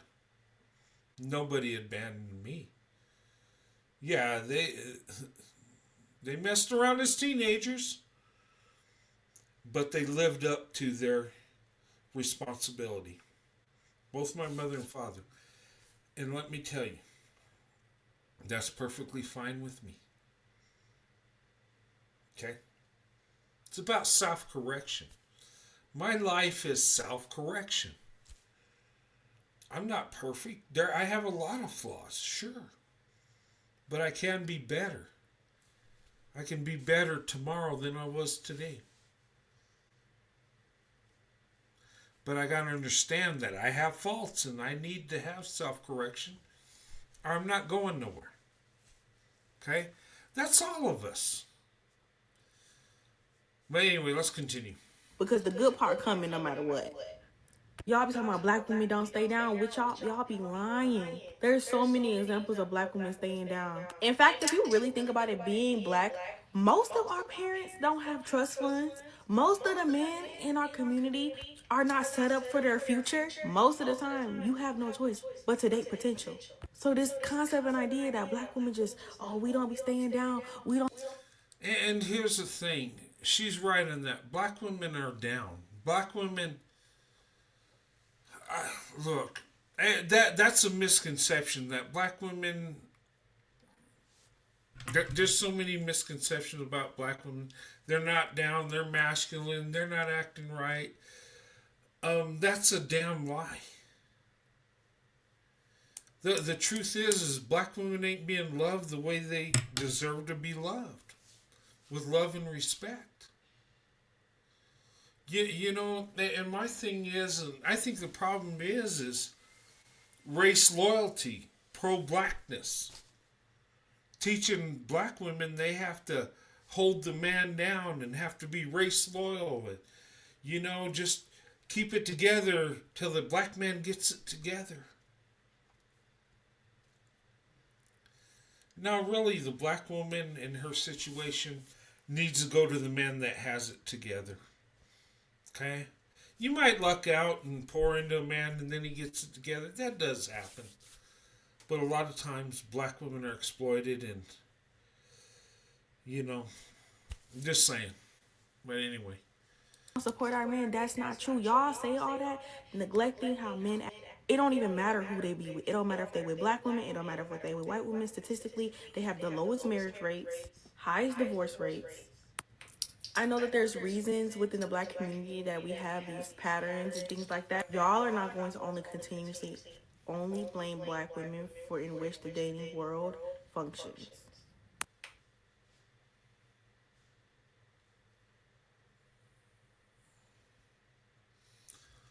What's that? I believe the world does not deserve the black woman. I agree. Caribbean black or African woman, the world does not deserve us for the reason she stated. The world does not deserve our labor. Thing of it is I think I'll agree with you on that. I don't think any of us deserve the black woman as much as loving and amazing as a black woman is. I agree. But the beautiful thing is when we realize that, we'll love the black woman more. We'll pour into her more. But the man that don't see it, he'll exploit the black woman. Okay, let's continue. Hunky. Like, Okay, here's another. I got 3 more and then I'm going to close it out tonight. Okay, let's hear what this young lady says. I want my white boy all the way white. Okay. when I say I want a white boy, I want him all the way hunky. Like, I don't want no white boy that act like a nigga at all. I don't want you to move like a nigga. Man, I don't even want your haircut like a nigga, okay? If I wanted a nigga, I'd go get me a nigga. But if I want a white boy, I want him to hair white. I want his hair white. I want him to act white. I want him to be white. Like, I don't want a white boy nigga, okay? No. Okay. What do you guys think about that? She said if she's a white boy, she wants him to be all the way white. She don't want him to be, well, I'm not going to say the word. She don't want him to be a neighbor. Okay. Is neighbor okay? She wants the white man to be white. Be yourself. Okay, and here's the thing. Most black women I know, if they open up their options, they want you to be who you are. They want you to be yourself. Okay, and listen to me, non-black men. Just be yourself. Don't try to cosplay this so-called hip-hop black stereotype. Really, that don't impress black women. It'll impress a few. Don't get me wrong. Some black women like that vanilla thug boy image. Most do not. They really don't. If they're into you because of who you are, not who you're acting as. Do not be something you're not. And here's my thing. I can't just roll over and be something I'm not. I can't. And YouTube, the thing that has hurt me the most is I'm too honest. The thing that's hurt me the most is I don't. If I could show love to black women and that's it, and cosplay and just agree with everything black women say, so yeah, I'm for that too, whether it comes to politics, religion. My channel, it would explode. But here's the thing. My character would be lacking. Okay? I would be lying. I'd turn into a charlatan. I don't want to be that. I want to be honest. I want to be who I am. And, you know, most people in my circle accept me for who I am. They love me for who, even if they totally disagree with me. They love me for who I am. And see, that's a beautiful thing. And at the end of the day, in the long run, you being yourself, you'll be better off. Now, there are people that will discard you. There are people that will counsel you, kick you to the curb, and hurt your feelings. Okay, I've been through it. But you know what? You find out who your true friends are. Who the ones that really rock with you. The ones that really love you. That's what you find out. And I'm telling you, if you're going to interracially date, be honest with the black woman. You tell her what you believe, who you are, politically, religion. Don't hide that stuff. Because later on it'll bite you in the butt. Okay? Be who you are. Okay? And if she don't accept you for who you are, well, dust your feet and find that woman that will. Okay? But look, I hear this loud and clear. Okay? And listen to me. If you're going to date a black woman, be upfront, be honest. If you're interested in her, approach her. Okay? Tell her exactly how you feel. Okay? Tell her you know, and just be you. Because it's better to be rejected for who you are early than to BS somebody and then get rejected later when you're not who they thought you were. Be who you are. Don't be something you're not. Okay? That's my advice. You'll be better off. Okay? What do you guys think? I mean, and you know what? When I was young and dumb, I did a little cosplay stereotype. I wasn't really successful in that. But when I approached a black woman and I was just myself and honest, I did a lot better. Okay? I'm just saying, don't get caught up in that thing. You got to act a certain way or talk. No. That don't impress most black women. Most black women know you're full of ish, and if you act that stereotypical black, it's going to be a big turnoff. And she's going to kick you to the curb. Okay? But if you be yourself, it's honesty. She knows what she's getting. She knows. I'm just saying.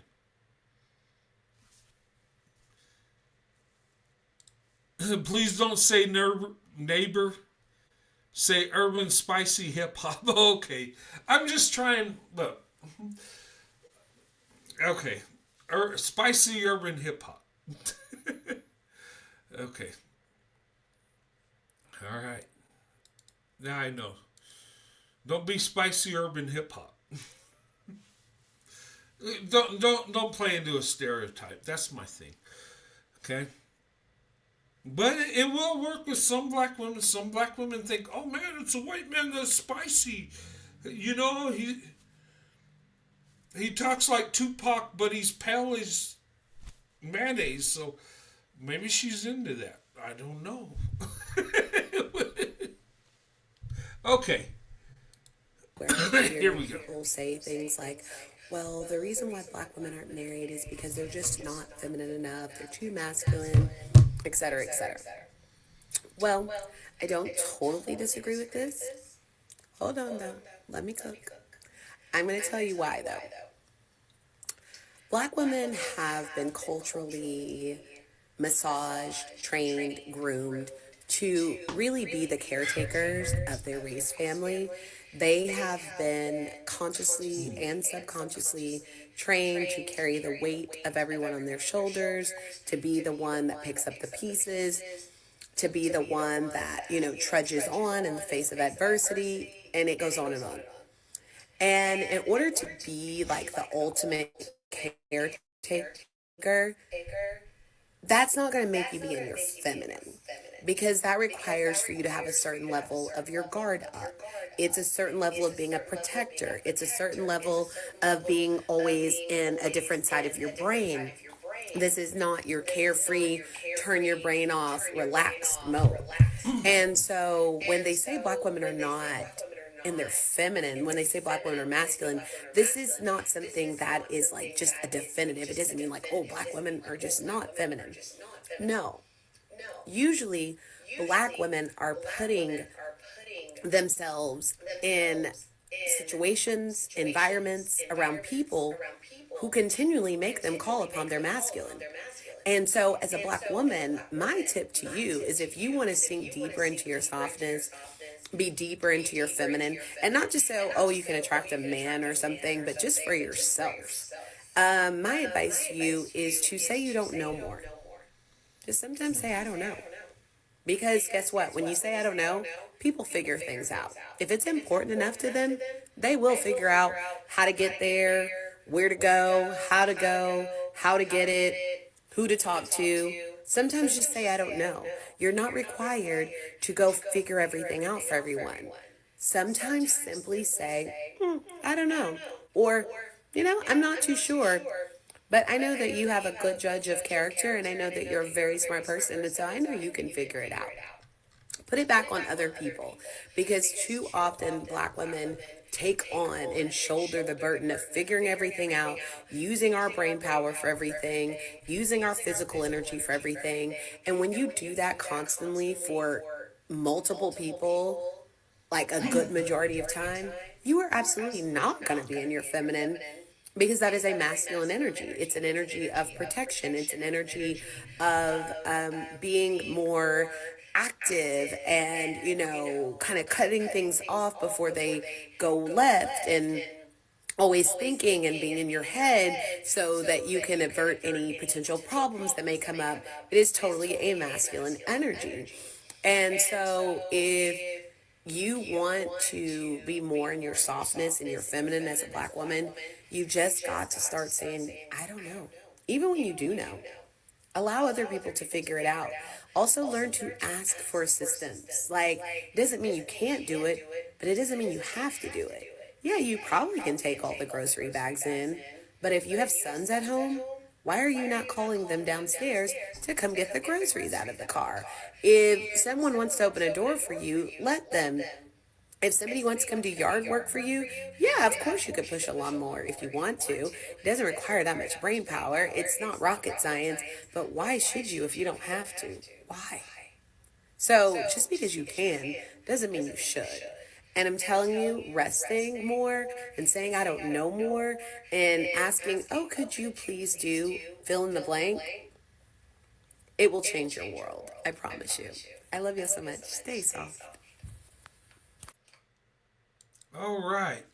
Here's what I got out of this video. And tell me if you agree with me or not. It seems like, listen to her, what she says, you can do it, but sometimes, why do you need to do it? Or ask for help, even though you don't need help. And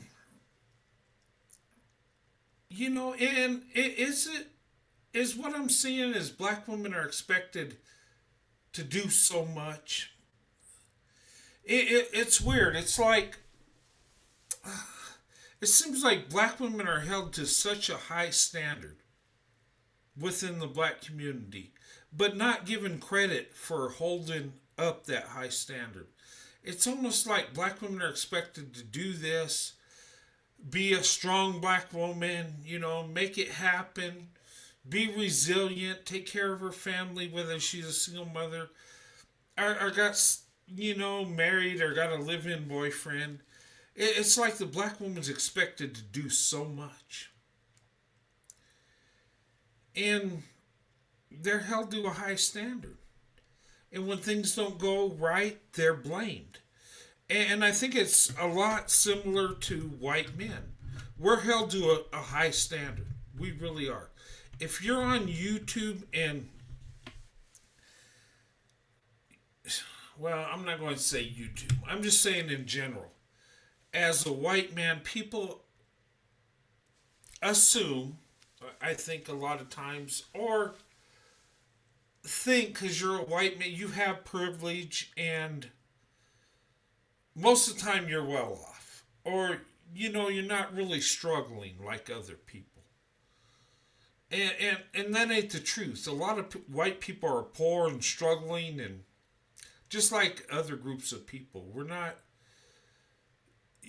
but people, I think a lot of people believe that, and we're held to a high standard, especially in our community. White women expect us to be there, to provide, to, and I think it's in our culture, especially us that are traditional. The women expect to be treated like little princesses and taken care of, and they go from their daddy that treat her like a little princess till they go there to their husband that treats her like her dad did, and and that happens more in the white community than Black community. It's almost like the opposite, and tell me if I'm wrong. It's like the Black woman is a protector, provider, where the white community, the white man is. And not always, I mean, but it just seems that way. And for her to say, sometimes because you can do it, you don't need to do it. Maybe ask for help, or maybe,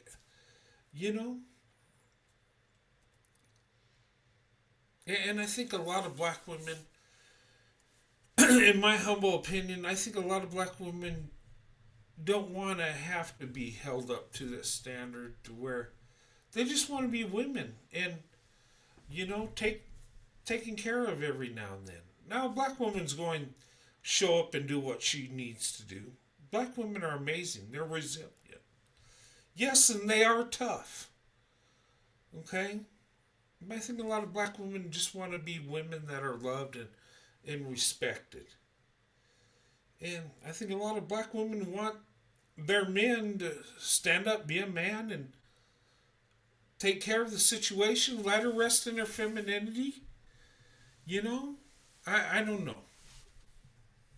That's what I'm seeing. But I'm not a black woman, so I don't know a black woman's mindset. But outside looking in, this is what I see. Am I wrong? Am I right? Or do I not know what the hell I'm talking about? It could be either one. Anyway, that's just my opinion. Okay? I'm not always right. Sometimes I'm wrong. But I think it's a good video. And I think she's just telling black women, look, rest in your femininity, and hey, you don't have to do everything. You don't have to be that strong backbone in your community all the time. Just be you. I don't know. What do you think? Anyway, now this next video, I try to not get into this. And this is going to speak about biracial children, whether they have a black mother or a white mother. This young lady tells what she thinks. Okay. Anyway, hey Shelly, how's it going? Hey, Brian, it's going great. Oh, that's good. Good to see you. Good to see you too. Yeah, welcome to my crazy life. I'm kind of going off and acting crazy, and you know me. I'm No, I love it. off the chain a little bit. I love it. I love this side of you. Yeah. Yeah, I just think I went into reparations, and I know that's a dangerous thing for me, politics, but I'm seeing a disrespect. I think if we're going to do reparations, it belongs to descendants of slaves. It don't belong to immigrants or other groups of people. I think whether you agree with it or not, it should be that. Okay? I think that should be left alone from other groups. Okay? That was my whole point. And I know a lot of black people are upset with that because they're like, wait, why do we get a study and you're saying they need this? And that's the only point I wanted to make. I didn't want to get political and tell people, vote this way and that way. No. That's just something that bothered me because it's like you say you're going to fight for a group, but then you're talking about other groups. But anyway, I don't want to get all into that. That was my first part. And then the next part was, swirling and attacks from the dusty Diablos. And that means dusty devils. Okay, Diablo is devil in Spanish. But a lot of times we're attacked for opening up our options. And the thing of it is in a perfect world, I wish we get to the point where we see people as people and you go for the best option. Okay? And, for me is the black woman. And I explain it and and it didn't come out of hate. I didn't hate white women or Asian women but where I've been blessed. And, I think I'm kind of checked on this a little bit, Shelley, because I was dusty and my wife did kind of, how can I say this? Maybe held me down. But the thing of it is I always paid my way. I didn't depend on my wife financially. Now she was, had more education, smarter than me. I come from a humble beginning. And the reason I share that stuff it is it's embarrassing. I don't like to talk, but if I can, uplift somebody that's struggling, that was in the position I was, that knowing there's hope, and you can improve. And that's why my faith is so important. And black women have been instrumental in my faith, how I believe, my Christianity, the love I've received. It made me better because even though I was at a low point in my life, I felt there was hope. And it was going to turn around sooner or later. I just had to keep working. And my wife believed in me. And she kind of took a chance because I wasn't all there. And, it made me think, I'm like, wow, I'm kind of going in on telling women, get with a man that's got it together now rather than going on a hope and prayer, right? But the thing that's different is both me and my wife were young, so I didn't really have time to develop. But the thing I had is I had hard work, I had jobs, and I paid my way. But and the thing of it is I've been attacked the whole way. But that's okay. It's made my relationship stronger. And my thing is don't be afraid to open up your options. Don't be afraid of the attacks that are coming. Okay? Just go for the best option. And I know I drifted here and there and quite a bit, but these are things I wanted to cover. And I know it's not popular, everything I said, and I don't want to hurt feelings, but I'm just telling people what I see. And, just food for thought. Anyway, but sorry, I don't want to talk too much. It's good to see you, Shelley. It's good to see you too. I came on a bit late. So I came on when I guess you had showed a video before the black woman came online embarrassing herself. Is there an echo? I don't hear it. Oh, okay. Let me turn off my phone so it's not double feeding. Because that could be it. Okay. I turned it Okay. off. That's better. Okay. So I didn't see that video, but I just wish that black women would stop coming on the internet and complaining about I'm sorry, who black men date. It's embarrassing. Yeah. Okay, and it makes all black women look bitter, jealous, unwanted. It's just so cringe at this point. Like, who are you? You're sitting in your balcony. I would assume that she was in her own apartment or whatever, and you're literally looking across the the street or whatever to perfect strangers that you don't know, that owes you nothing, owes Yeah. you no explanation. They don't know you from Adam. Okay? Yeah. And for you to get up here and just like, well, I don't see black. So what? This Yeah. is why black men have the ego that they have, is because black women are constantly what black men are doing. Who are black men? Like, what is the issue here? Like, I'm pretty sure she's had boyfriends. I'm pretty sure that Um, she can date any man. It's just that so many black women are just so up black men's ass. I'm sorry if I right. curse. No, you're It's good. it's it needs to be studied. It's like they're so fixated on black men. It's crazy. Right.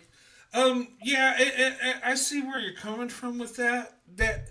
But I wasn't looking at it like that. Maybe because I have some compassion towards black women where I don't. I'm looking at what she's saying, and I'm thinking, why should you feel that way? I mean, the woman was attractive. People would date her. She wasn't ugly. I'm like, you shouldn't feel this way. But I get it. And you're coming from a black woman's perspective. You're like, hey, we're better than that. You don't need to say all that, you know? But from a white man that, has love for black women, I'm looking at it like, oh, poor thing. I don't feel that way. You're beautiful. And, maybe open up your options. And I don't know. It's kind of funny how we look at it. But since you put it that way, I could get where you're coming from. Because don't give these dudes that energy. Don't tell them that you're worried about who they're dating. I get it. And that's a good point. Black women should not do that. If you feel that way, just look. You shouldn't feel that way. And it's disturbing because and my thing is I think a lot of these women that feel that way, a lot of them, if they open up their options, they'd understand that other men will love them and they won't be worried whether they're light or dark or their features. They'll just, because see, for us white men that love black women, we never think about how dark is she, how light is she, her hair, how coarse is it. We see a black woman and we don't even know whether it's light or dark skin. I never knew that was a thing, Shelly. And here's the crazy thing. Till one of my black friends told me, man, when you go for the black woman, you go all the way. I'm like, what do you mean? Well, wow, she's really dark. And I'm like, and this dude was dark as my wife, but that was like a kind of a joke diss towards me, and I didn't get it. And until, later on, I'm like, wow. That's like a white supremacist thing, I never expected. And look, when I married my wife, I never knew there was colorism in the black community. And I learned it's there. My mother-in-law told me it was there. She said at nightclubs back in the day, if you were darker than a paper sack, they wouldn't let you in. And it wasn't white people, it was black people. And I'm just like, wow. I learned some craziness that didn't make sense to me. And I think it's just carried over to today. And why can't it be stopped? See, here's the thing. And I did like kind of a little a little research, you might say. Okay. And I did this, recently, a couple years ago. I went and asked the black friends I have, right? The black men, believe it or not, there are black men that are my friends. I guess because of my channel, these dudes think I hate black men. I don't. I just hate how they treat black women. Okay? The ones that treat them bad. But I asked them, I said, okay, I dated black women. Did I date light or dark-skinned black women? I asked black guys that. They look at me like crazy. Oh, no, you always liked the dark black women. You went for the darkest of the dark. I'm like, okay, I never knew I did that. Okay, but I think it's just black women I had access to that loved me. They happen to be darker skinned, but I never paid attention to that. Now I ask my white friends that I grew up with. I said, I always dated black women. Yeah, you always have. You just love black women. Were they light or dark skinned, most of them? You know what they told me, Shelly? They looked at me crazy. What are you talking about? You like black women. What are you talking about? They didn't get it, the light and dark concept. I got the deer in the headlight look, but the black men knew exactly what I was saying. And I'm like, wow. You would think with white supremacy in the past that white people would be more focused, but no, it's black people. That blew my mind. And I never knew my wife was light or dark skinned. Well, she's dark skinned. Black men let me know that. And I'm like, that wasn't a thing. I didn't even think about it. I just seen black women as black women. You know, there wasn't a preference with skin tone. I just dated who loved me that I loved. And I married my wife, and I'm telling you, most of us white men, we don't know what skin tone is until it's pointed out to us. We just see black women as black women. We don't think about the skin tone or the hair texture, and if you're dark complected and got 4C hair, we think it's beautiful. And most white men dating black women don't even know what the heck I'm talking about. They'd be like, Roadrunner, what are you saying? You know what I mean? But I've been married to my wife so many years, 32 years. So her family's black, so I've been around black people my whole life. I see black people every day because of my marriage, right? So I got to know these things. But the thing of it is it just blows my mind that, and maybe, they say colorblind, but we can't be colorblind. We know who are white and black, but maybe us as white men that love black women, maybe we're skin tone blind, or maybe we don't even care about that. We just see black women as black women. And I tell you, and the thing of it is, and I've talked to black women that open up their options and they feel more comfortable with white men because they don't care about their weave, their makeup, or whether they're natural or not, or if their hair's messed up or they got a crazy looking wig, they love them. There's been that thing about white men love black women with crazy wig. You've seen those videos, right? And I don't think it's just that they love the crazy wig. It's just that we're not that superficial, you might say. Anyway, go ahead. Sorry. No, I think that, as black people for the most part, end quote, uplift white supremacy more than white people. Because I was listening to a content creator on here, and she was discussing about a hair care line that a rapper came out with. And, she was talking about her experience about hair, whatever. And she said something that was very profound. She said, black people will come out here and complain about white supremacy and what white supremacy has done to black people, but yet still black people will know that it's wrong, but yet continue to do it. You know what I mean? Like, and that's why I stopped blaming white supremacy, because my history. I spoke about my history. Yeah. And one day, like, I came to the realization that all these men are full of ish.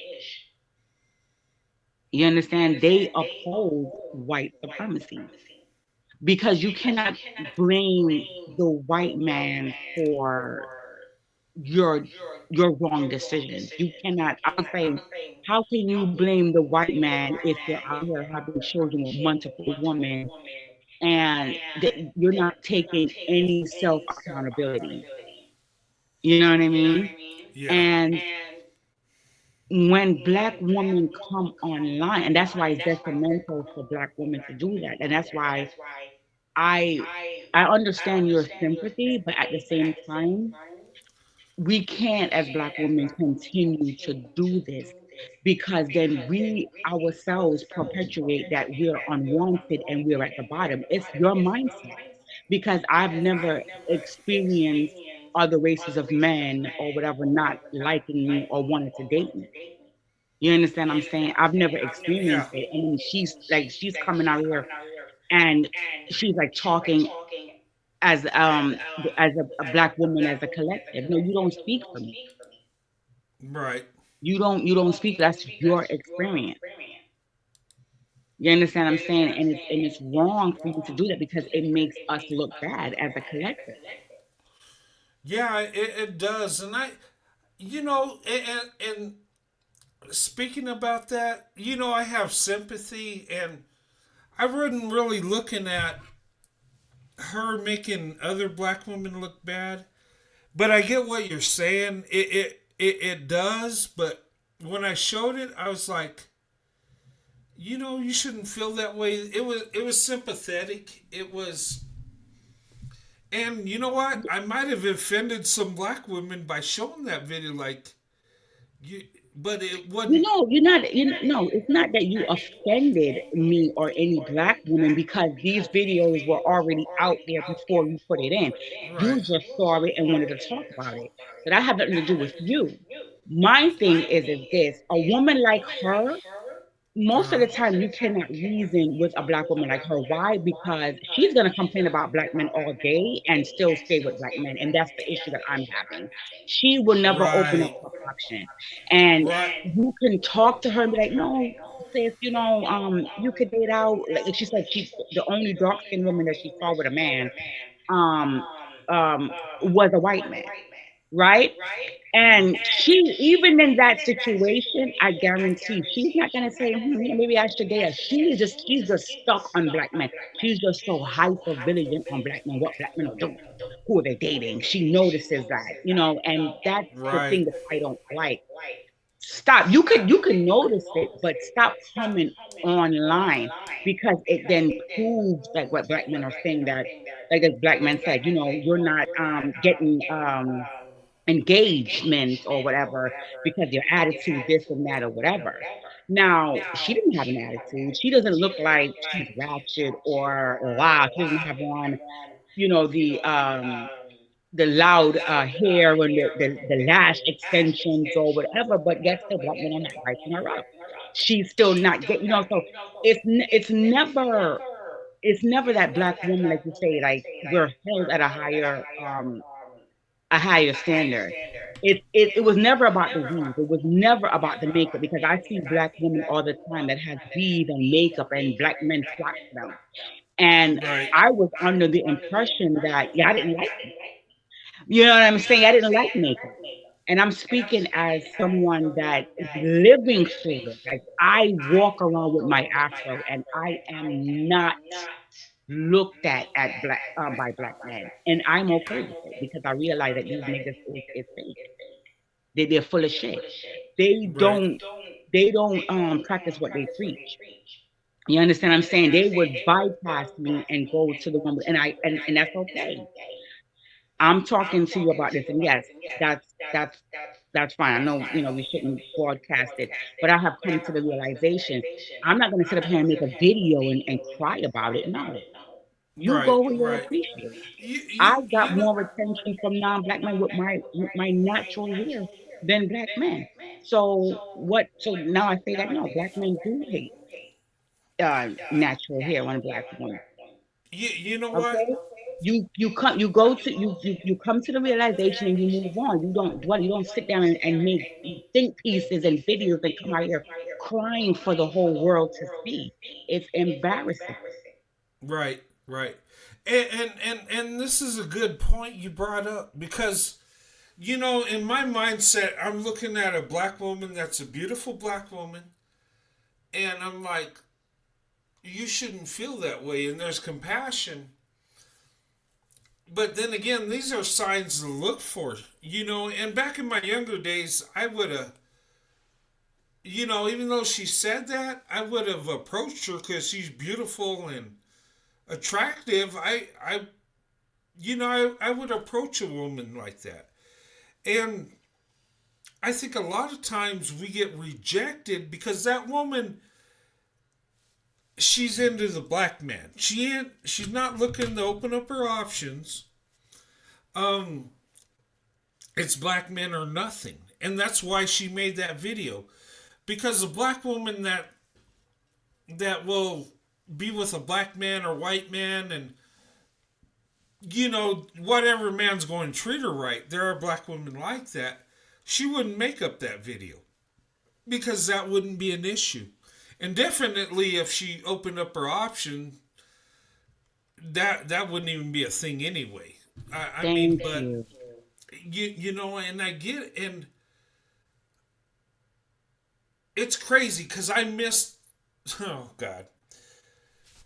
When you brought it up, I'm like, oh my God, I missed an obvious thing. Her mindset.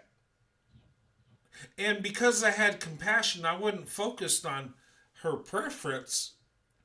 I was thinking a black woman, being hurt because of who she is and her skin tone. But it wasn't about that. She wanted to be accepted by a black man. Wow. I mean, that sounds kind of dumb. And I know black women are like, come on, Roadrunner. You didn't pick up on this? Come on, Road. And I didn't. And it's not because I was looking at black women, how they're treated. And the compassion I have, it overlooks what they're really saying at times. And this is a good thing. And if there's white men that are watching, maybe this is a sign you need to look for. If she's upset because black men are putting her down because of her skin tone, it's probably not that she's upset with how she looks. She's upset with the men that she wants to approach her. Exactly. Wow. Bam. It just slapped me in the face right now. No, but you know what though, Brent? Sorry to cut you off, but you know what though, Brent? It it's it's okay. To be honest with you, you cannot necessarily understand something, in my opinion, unless you're going through it. Like it's you can look at somebody that just like say, ow, and you're like, what happened? And they're like, oh my God, I hit my toe by the bed, ouch, ouch, ouch. And you're like, oh my God, I'm so sorry. Because you empathize. You're like, oh my God, are you okay? They're like, no, my toe hurt. Oh my God. Right? Now, who feels the pain? You or the person that toe got hit? The person that the toe got hit. So you're looking at it outside because you're not going through it, and that's okay. You can have sympathy, and that's not wrong. I love that you have sympathy because it shows that you care. You're like, you're sitting there, you're like, they don't feel that way. And that is perfectly understandable. I love that you feel that way. You know what I mean? Because you're looking and you're like, well, you're beautiful, sis. I don't understand. I get it, right? But as someone who grew up in this community, I don't know if you ever heard the phrase "who feels it knows it," right? As someone that is on the opposite end of what happened, like literally happens, what black women go through, yes, it's gonna hit different because I already see the sign. She's upset because she's not being chosen by the men that she loves, that she feels are for her. You understand what I'm saying? And I could pick up on that you couldn't, and that's okay because you're not going through. You don't understand. You understand what I'm saying? And having empathy and caring, it's fine. But as a black woman, that's why when you have shows like this and you have people that come up to talk about their experience, and it teaches you. I learned from you and you learned from me. You're like, oh wow, I didn't see it that way. You understand what I'm saying? And that's a good thing. So now when you go and you see videos like this, now you're like, you know what? You pick up on what Shelly said. Like, let me watch it from that perspective. Like, yeah, you can still feel bad and feel sad, Yeah. and that's fine. But let me have it in the back of my mind. Why is she hurt?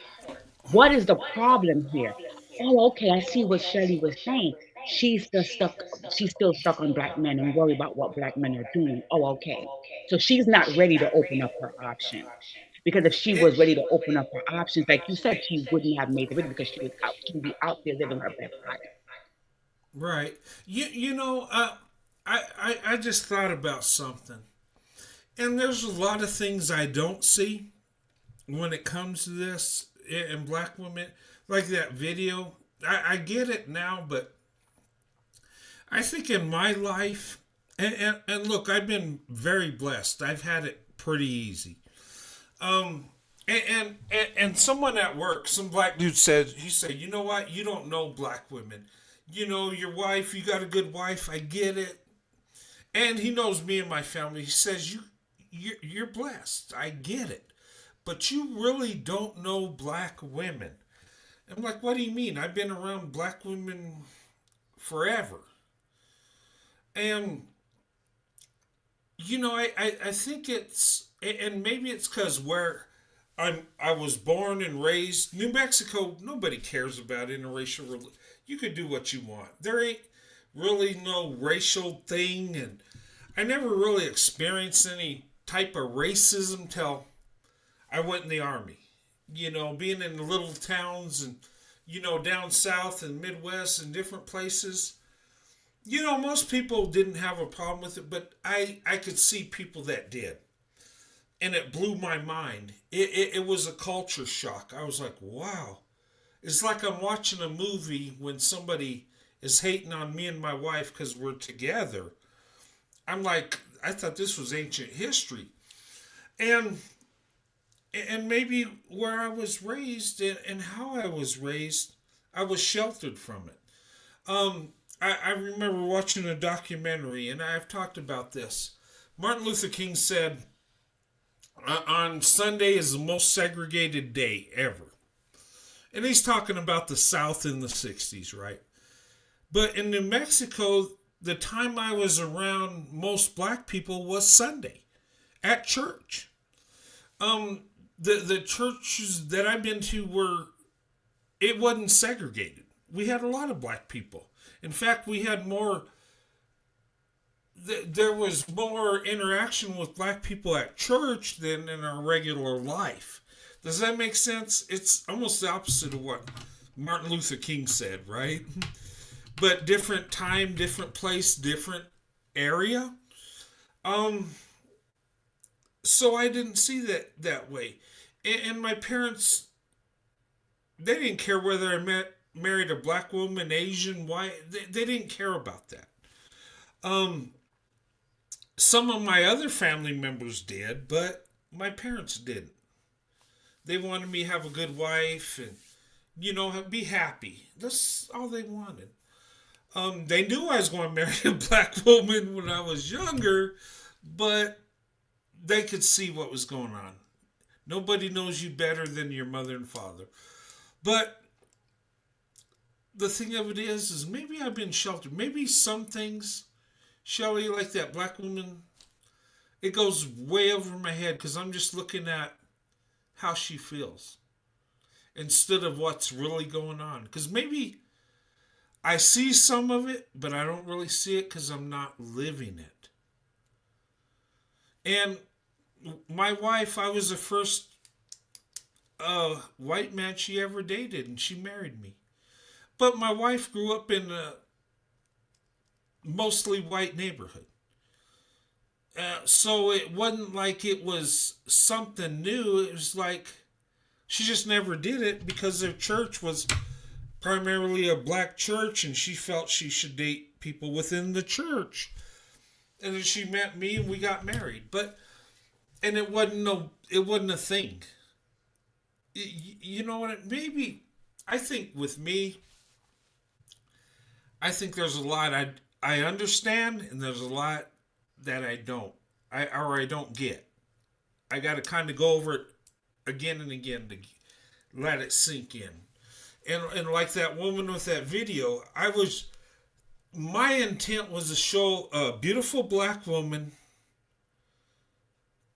and trying to understand why she feels that way about her skin tone. But I don't think she's upset with her skin tone. She's upset with black men not accepting her because of her skin tone. Exactly. But anyway, that's it in a nutshell. I've been sheltered. I've had it good. I've been blessed. People tell me, you know, Roadrunner, you're lucky. You got it made. You're blessed. And I am because, but you know what? I have humility and I know I'm not all that. I know I'm a work in progress. And I think my humility has been an asset to me where I could see true love and my heart's open. And when I dated my wife, I never thought whether, you know, she's going to uplift me or be submissive or any of the stuff I hear going on social media. I was just happy to be with her. And I think when you got true love like that, you never have to worry about submission or, you know, being uplifted because you're not focused on your ego or you're focused on the one you love. And when you're focused on that, when you give love, you get love. It's like you get what you give. Mm-hmm. But anyway, I'm kind of drifting, but what I'm saying, I think I really am sheltered. I've lived, and it's not my fault. I just come from a good family, a good community. I didn't grow up in the best neighborhood, but there wasn't a racial thing. I know my friends thought I was, you know, strange because I only wanted to date black women, but they didn't think it was wrong. They just said, okay, there's other women, okay, but you do you. You know, there wasn't no. But I go to other places and I experience things when I get out in the world and I'm like, wow. I really do love my home because I never dealt with this craziness. Mm-hmm. And, you know, being sheltered is a beautiful thing, I guess. But I'm that. I don't know. I think about the Lovings, right? Loving versus Virginia. If you study their story, Richard and Mildred Loving, right? They grew up together, same neighborhood. They grew up as kids and they fell in love, right? Mm-hmm. And they didn't see it as a problem of skin color. In their neighborhood, nobody was really against it. But the law in Virginia at the time, it was illegal. Mm-hmm. And it's crazy because and I remember watching that movie, and I remember her father said, "Well, you kids, you know, you've been sheltered. You don't know what's out there. You know, this is a special place, but this ain't reality. This ain't the rest of the world." Mm-hmm. And I thought about that. I was like, "Oh my God, that's my world." Because, you know, different time and place, they had it much worse. But I thought about that. They were kids that grew up together, fell in love, and wanted to get married. And their only crime was they weren't the same race. And what they went through, he never left his wife. You know, he always, even though he wasn't given jobs, even though, you know, he's treated badly because he had a black wife, he stuck with her. He loved her. And that's honorable. And because of that, I can live my life the way I do today. I can love the black woman. I can marry a black woman. And though people are going to hate me for it, though there are some that will try to shame me or my wife, we still can do what we want. But anyway, something I thought about. Mm-hmm. You know, and I think our marriages are stronger with black women and white men because we know we have to fight the good fight. We know before we even start dating, we know we're going to go through it. And black women especially. And I tell white men or non-black men, if you're with a black woman that loves you, you hold on to her. Don't never let her go. Because the abuse and the shaming she had to go through to be with you, you found true love. And that's, I think, a big reason that a lot of black women don't open up their options to white men because of the shaming and the abuse they go through. You know, and if that ever changed, the dating and marriage stats would change big time. But anyway, Um, yeah, yeah, like I said, it's nice that you have compassion and stuff like that to try, but it's also great to hear the other side of the story as well to get a full understanding of what's really going on, you know. right, And so the last woman that spoke, I absolutely agree with her.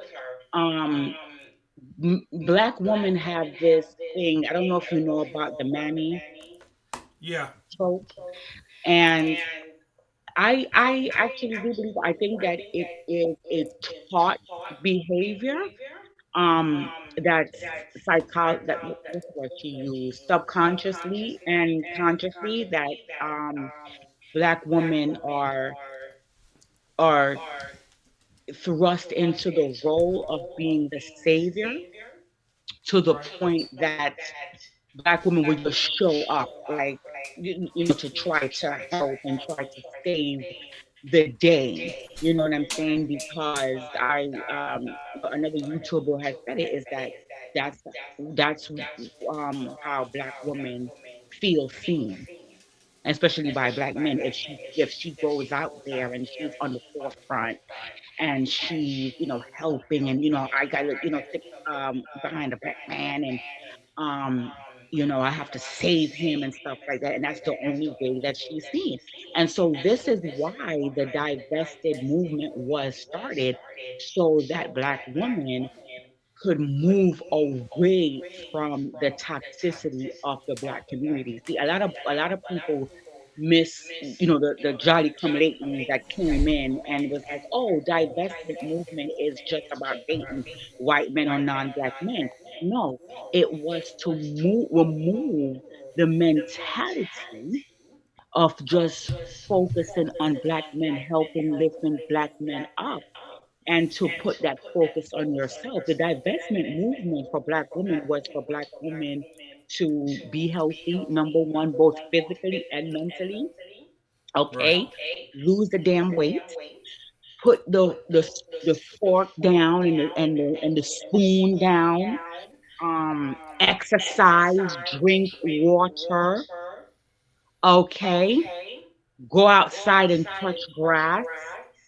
Okay, stop running up in these police officer faces when um a nigger got powed. Stop being on the forefront. Let these men that white supremacy is beating down, let them go out and fight for themselves.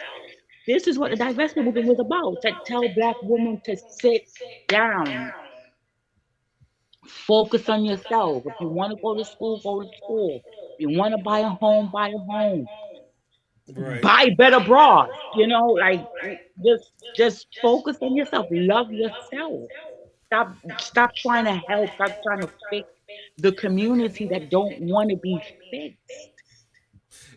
That's You what it was about. And so then it got co-opted by others that was coming in, right, and they heard, like, yeah, date outside your race. But it was more, you got to get away from that mentality. You think that that Black woman in the video that you showed is ready to date a white man or an Asian man or not? No, because she's still stuck on Black men.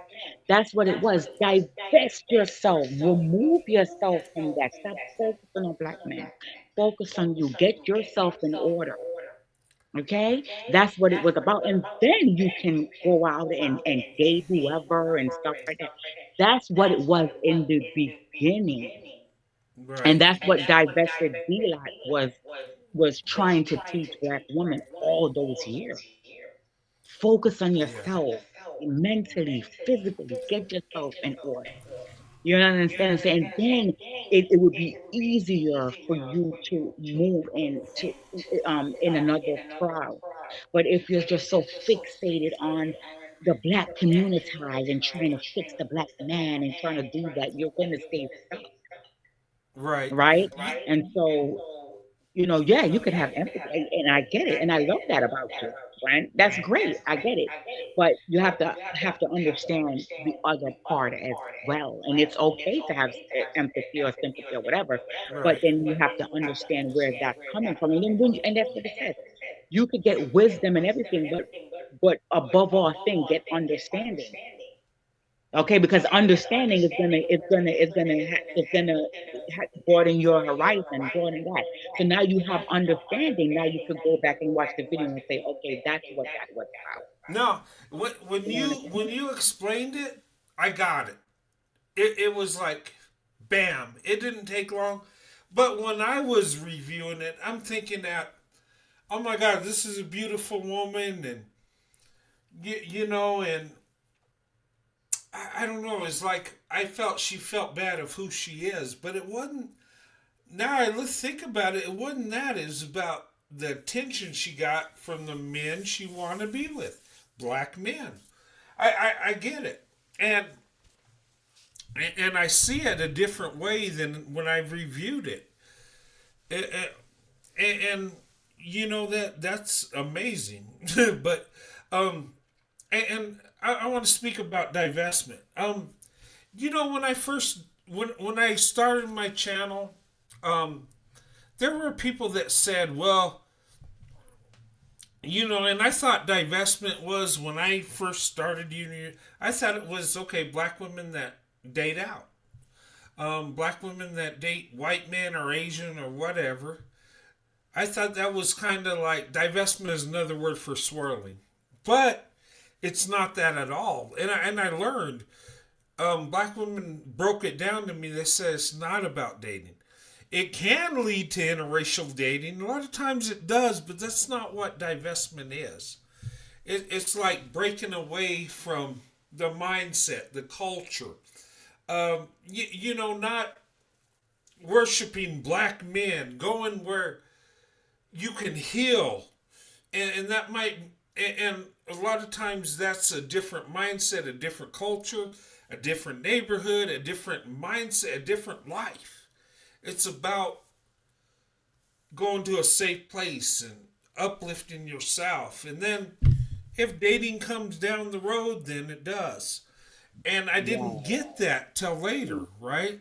And I'm yeah, not saying everything I said is exactly divestment, because I don't know everything about it. I'm just saying what I've been told and what I see.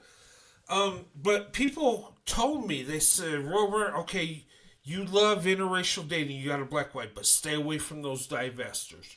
They're just going around hating black men, and that's a lot what I was told, right? And but the thing of it is, when I came out, the women that showed me the most love was divested women. Um, and I'm like, I didn't believe that. No, these women just want what's best for them, and they don't have to. And I always sided with divestment, because black women should go wherever they want to go. If they don't feel safe in the black community and they don't want to be around a black man, why would you stop them?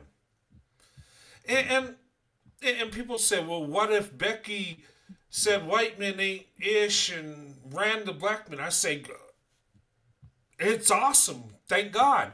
But just, I'm being funny, but I'm just like, if white women think black men are the best option, or Asian men, I don't care. That's their right. And I'm not going to stop them or hate on them because they feel that's best. But but maybe it's easy for me because I was never into. I was always into black women, so white women, it didn't really matter. So it never hurt my feelings. And what's funny is when, and they don't do it much anymore because they've learned that, I really truly love black women, and I'm married to a black woman. And how a white woman feels about white men, it don't matter. It's not going to hurt my feelings.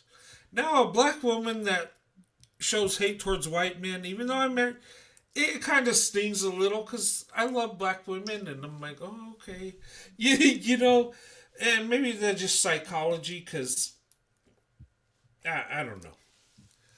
But anyway, Yeah, but you know what it is too, Brent, is that people would come on onto something and they pick and choose what they want to digest. Like when people were saying, "Oh, you better stay away from those divested women, they hate black men or whatever, yeah, stay away."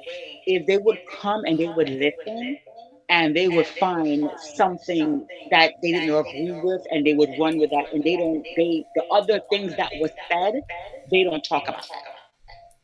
You right, understand what I'm saying? So they would just say, "Oh, it was just about swirling." And it was not just about swirling. It right, was about taking care of yourself, moving away from the community that doesn't serve you. If you realize that you're not the I hate to use the word, they didn't battered and bruised the word preference. I don't even want to say the word preference, but if you're not the preference and you're being treated bad, why would you stay there? You have the options to move. You know what I'm saying? And so, but that's the mentality that the last black woman was saying, is that we're taught to stick around. We're taught to stay. The other young lady in the green sweater um said no, black women were the ones that ride or die. Hip hop it's like a brainwashing. When 50 Cent came out, with 21 questions, if I ever did a bid for 20 years, would you stick around? If I came home and I was smelling stink, would you still hug me? And you had Megan Good sitting there nodding her head yes for everything. Yes, yes, yes. And this is what we were taught. And so now we're not doing that. No, if you committed a crime and you went away for 20, 30, no, I'm not staying loyal to you. No. And if you come home stinking, you need to bathe. Okay. yeah, Yeah. You can get a peck on the cheek and yeah, but you need to go and bathe. If I didn't have money, would you da da da da da? No. How about you go and, figure it out? Like the woman said, figure it out. You know what I mean? Like, no, it took about 3 years to convince black women to stop marching and running up in these police officers' faces, because on one hand, black women are masculine until you need us to go and march and want to fight the police. No, right. other black women, it was like, black women, sit down, let these men say they want to lead, let them lead. You know what? And here's the thing: if I was a young man, say I was single, a young man out there, and I was dating, the black woman I would be after, the black woman I'd want to date is not a swirling black woman, but a divested black woman. If I would seek out divested black women. And the reason is because and I'm talking a true divested black woman. The reason is because if I could find a divested black woman, okay, hypothetically, if I was young, right, I would go for that because a true divested black woman, if she cares for me, she's going to be into me. And there ain't going to be no guilt for dating me. She's not going to look at me as the colonizer, as a slave owner. She's not going to she ain't going to feel guilty about being with me, dating me. I'm not going to have to compete with our love with her love to the black community. Okay? And back in the day, I think divestment was there in the 80s and 90s. I seen it happen, but they didn't call it that. There wasn't really a name for that. There were black women that were fed up with black men that would only date white men or different non-black men, right? I seen that happening in high school. I remember there was a couple of black girls I dated in high school that their mothers encouraged them to date white guys, right? It was happening then. Okay? Maybe not as big of a scale, but back then black women were seeing what's going on, and the thing of it is it you got to be careful dating black women, okay? And I tell white men this all the time, and especially white men. There are a lot of black women that will date you. They will love you. They'll even marry you. But they're out there that they feel guilty being with you. They feel like they're selling out, like they're letting a black man down. Even though she might not be attracted to a black man, that mindset is still there. And where interracial marriages and relationships fail, a lot of times, in my opinion, is the black woman feeling guilty for loving the white man she's with. Okay? And a lot of it's not her fault. It's just conditioning. And, well, I'm not going to say it's not her fault. It is her fault. But I'm just saying the conditioning's real. And I tell people, do not date pro-black women. Okay? And I say that because I've experienced that, Shelly. Look, the woman I was with before my wife, she loved me. There's no doubt. We had a good relationship, but she felt guilty being with me because she was so pro-black that she was anti-white, but loved me and wanted me to conform to that type of mindset where I'm white, but I got to be anti-white, pro-black type thing. Well, I couldn't do that, and it created problems. Okay, and here's the thing: if you're in a relationship and you want it to last, especially in a marriage, and it's a good thing I didn't marry her because that would have been ugly. But you know it. You got to make sure you're with a woman that can put you above everyone, especially marriage. Because marriage, like me, my wife is above everybody. If my family didn't like her because she's black, well, I discard my family. They're gone. Any of my friends are gone. My wife comes first. She's uplifted above all. I forsake everyone for my wife.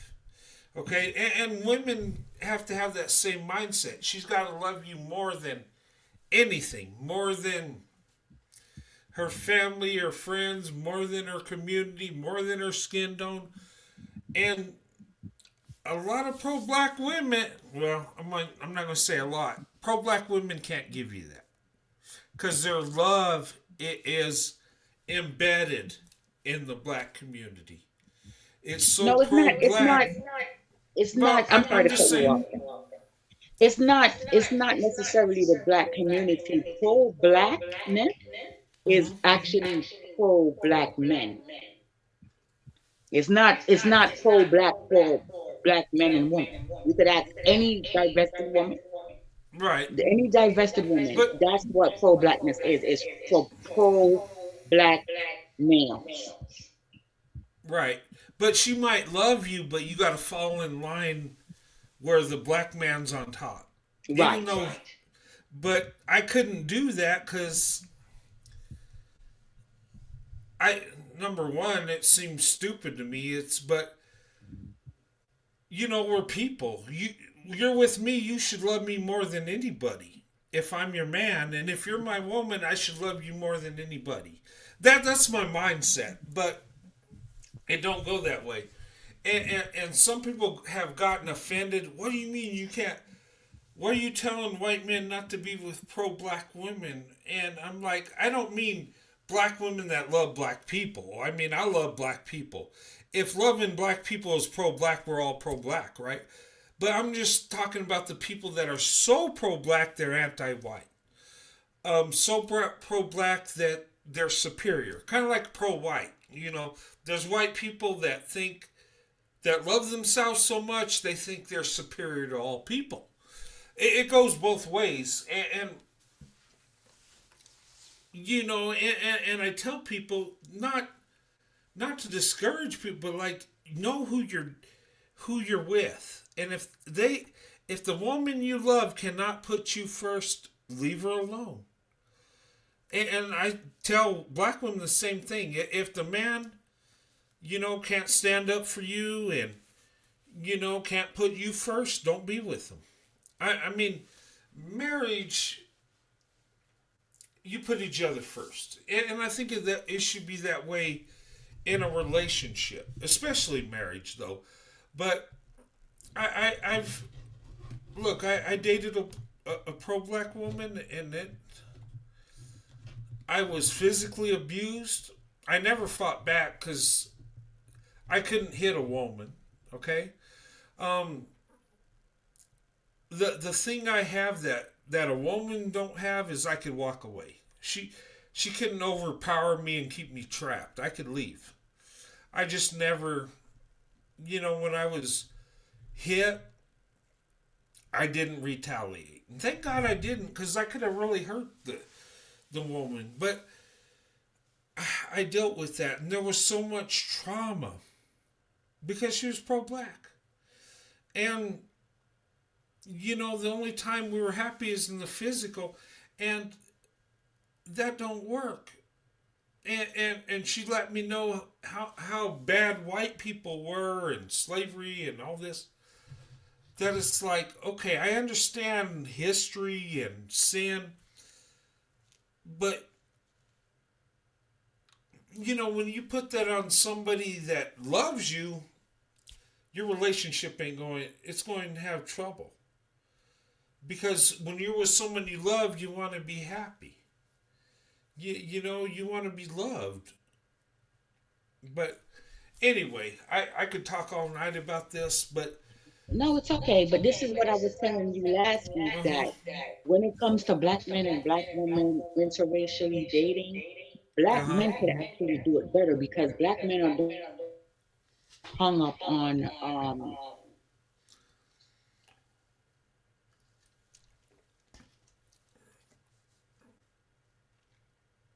he you see how the pro black woman was like white bad or whatever. That black man ain't thinking about that. That black man is just thinking about that white woman. He don't care about the 400 years of slavery back then. He's just looking at her. She's different from every, you know what I mean? Well, yeah, where you show black women they will date you, but like the black woman said, she don't want a black acting white man. You know what I mean? She want a white man. So you see what her mindset? She's a divested woman. Yeah, she's not out there looking for you know what I mean, right? It starts with a W. She's not out there looking for that. So those are the black women that white men should go after. A truly, and let me say this again, a truly divested black woman. Okay, don't and a lot of black women are jumping on the wave, but you gotta talk to them. And when you talk to people and um can you hear me? yeah, I can hear you. Uh-oh. Can you hear me okay? Shelly, can you hear me? Can you hear me? Yes, I can. Oh, okay. Oh, okay. I'm sorry, I couldn't hear myself for a minute. I'm sorry. Oh, I thought you Yeah, were talking to so me. Okay. okay, so you have to you definitely have to listen to what they're saying, their actions, and then you can Right. know when a black woman is truly divested. But that first clip of that woman in Atlanta, she is not a divested woman. So even though Oh, you yeah, of find her course not. beautiful, even though you find her beautiful, she is still Yeah, hung up on a black man. Okay. right. No, I could pick that out. Yeah. I was just like, had compassion. Like, you're beautiful. Why do you feel this way? That was my mindset. But yeah, she's definitely not divested. If she was, she wouldn't be making that video. But Yeah, it, I don't know if you can. The video, because I didn't see the video that you were saying about the dusty guy that was talking um bad about interracial dating. Can you play that video or not? which one is it? I gotta download it again because I pulled it Oh, down. because the one before you showed the lady in Atlanta, you was Uh-huh. talking about it because I came in late. Oh, the guy that was saying black women are uncooperative and masculine. Is that the one? No, the one before that. That was maybe I misunderstood. I thought you were saying that a guy was saying that he didn't like black women interracially dating. Oh, I was talking about. I got some haters out there, Oh, Shelly. I got some black dudes that make several videos about me and talk about me and they harass me. They've been doing it for years, right? That's who I was talking about.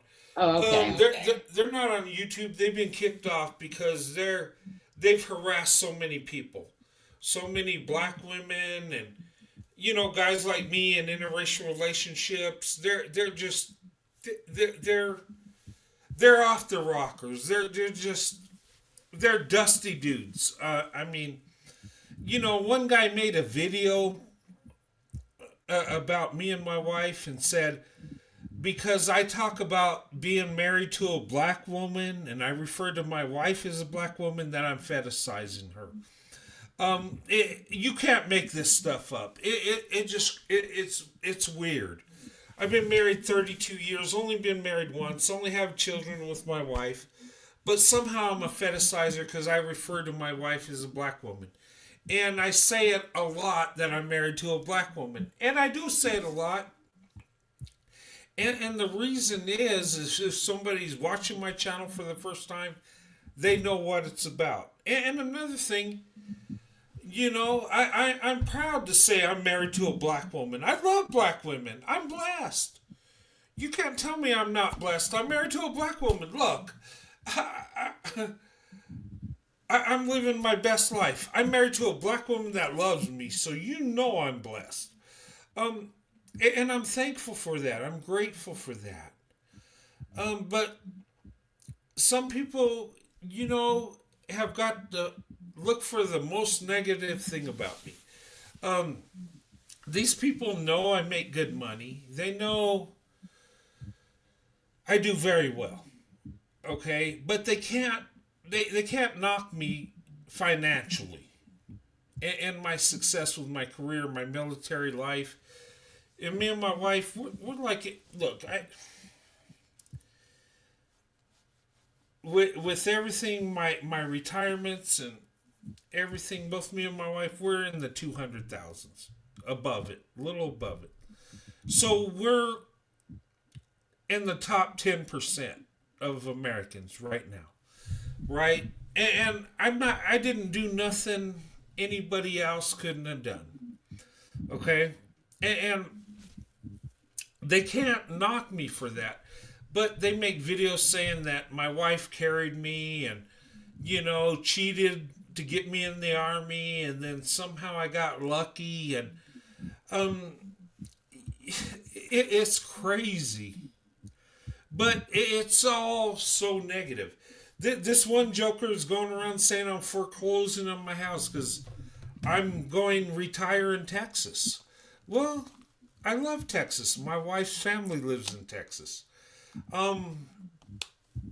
We were planning to go to Texas when I retired, but my mother-in-law got sick. My stepmother got sick, and we came home to be with the family, right?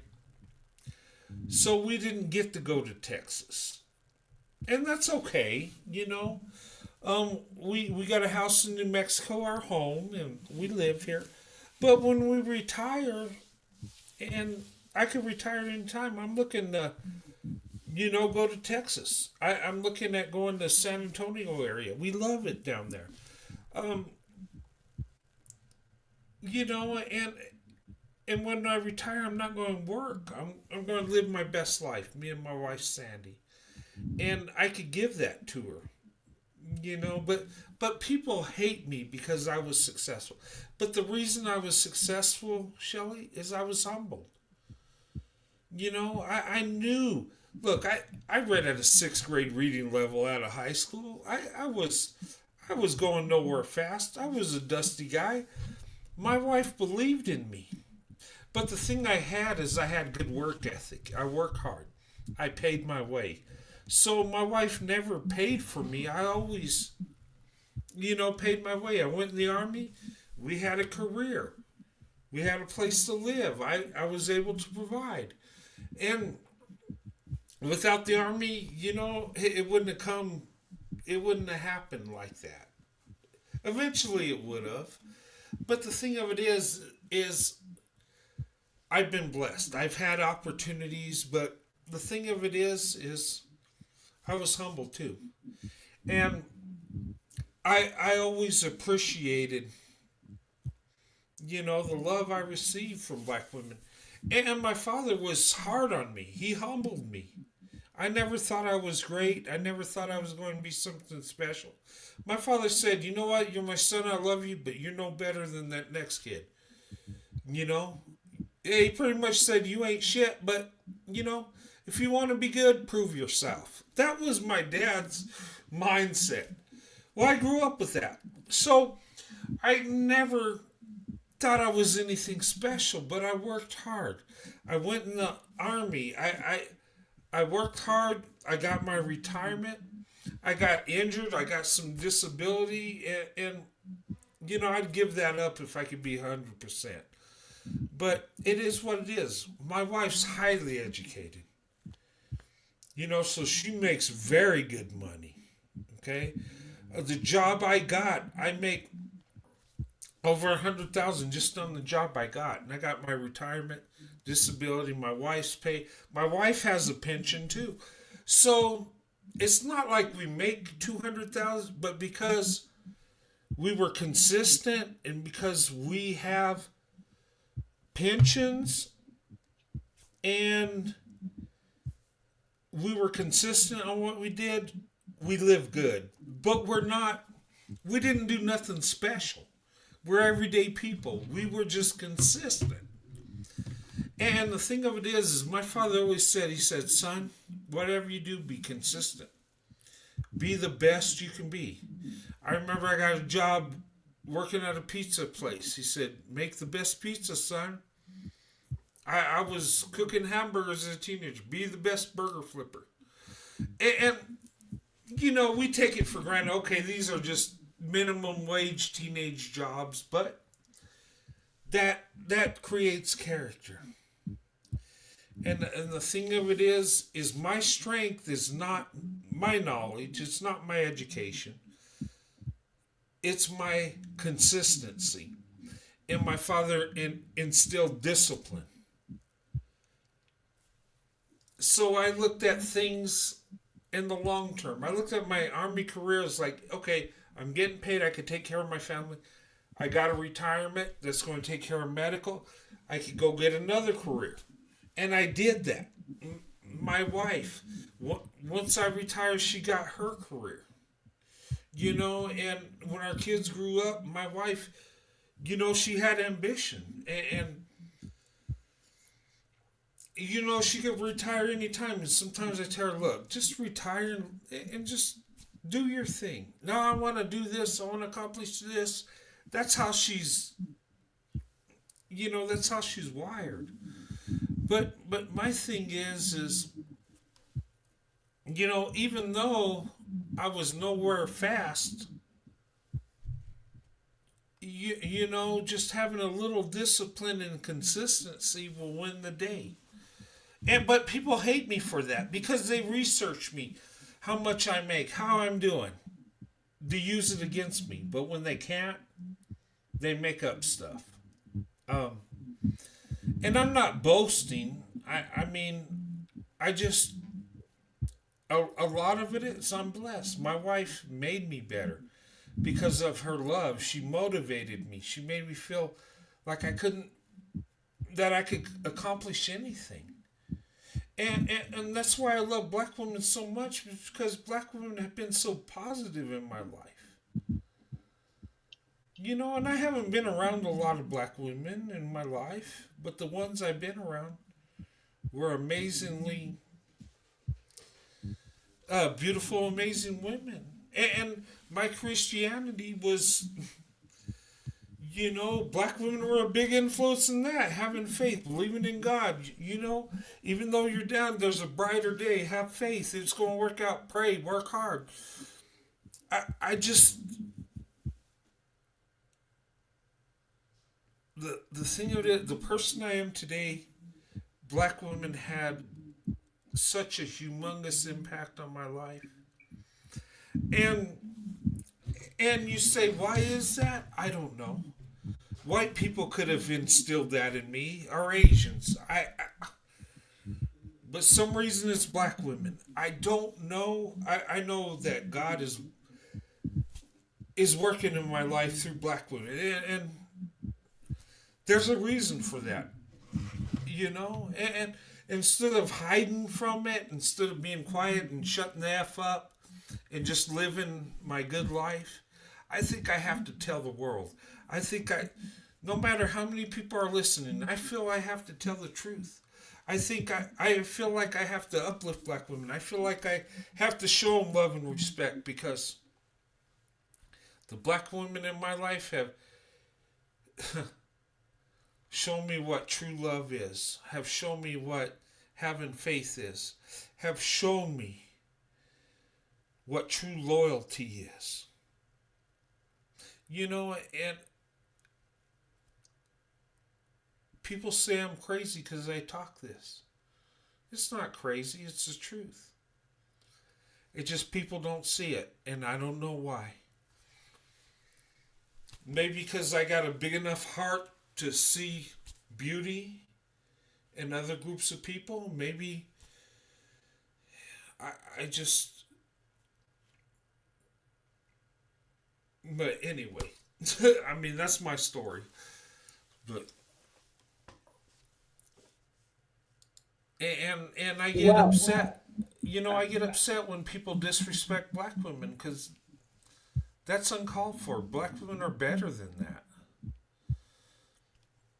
Anyway. And black women need to stop going on these men's podcasts where it's like a humiliation tank. Black women would set themselves up and complain, but when you're going, how these men feel. Let these men feel, okay? Like if he says that black white women are winning in the dating market, then that conversation should have just been with him and the other black men in that room.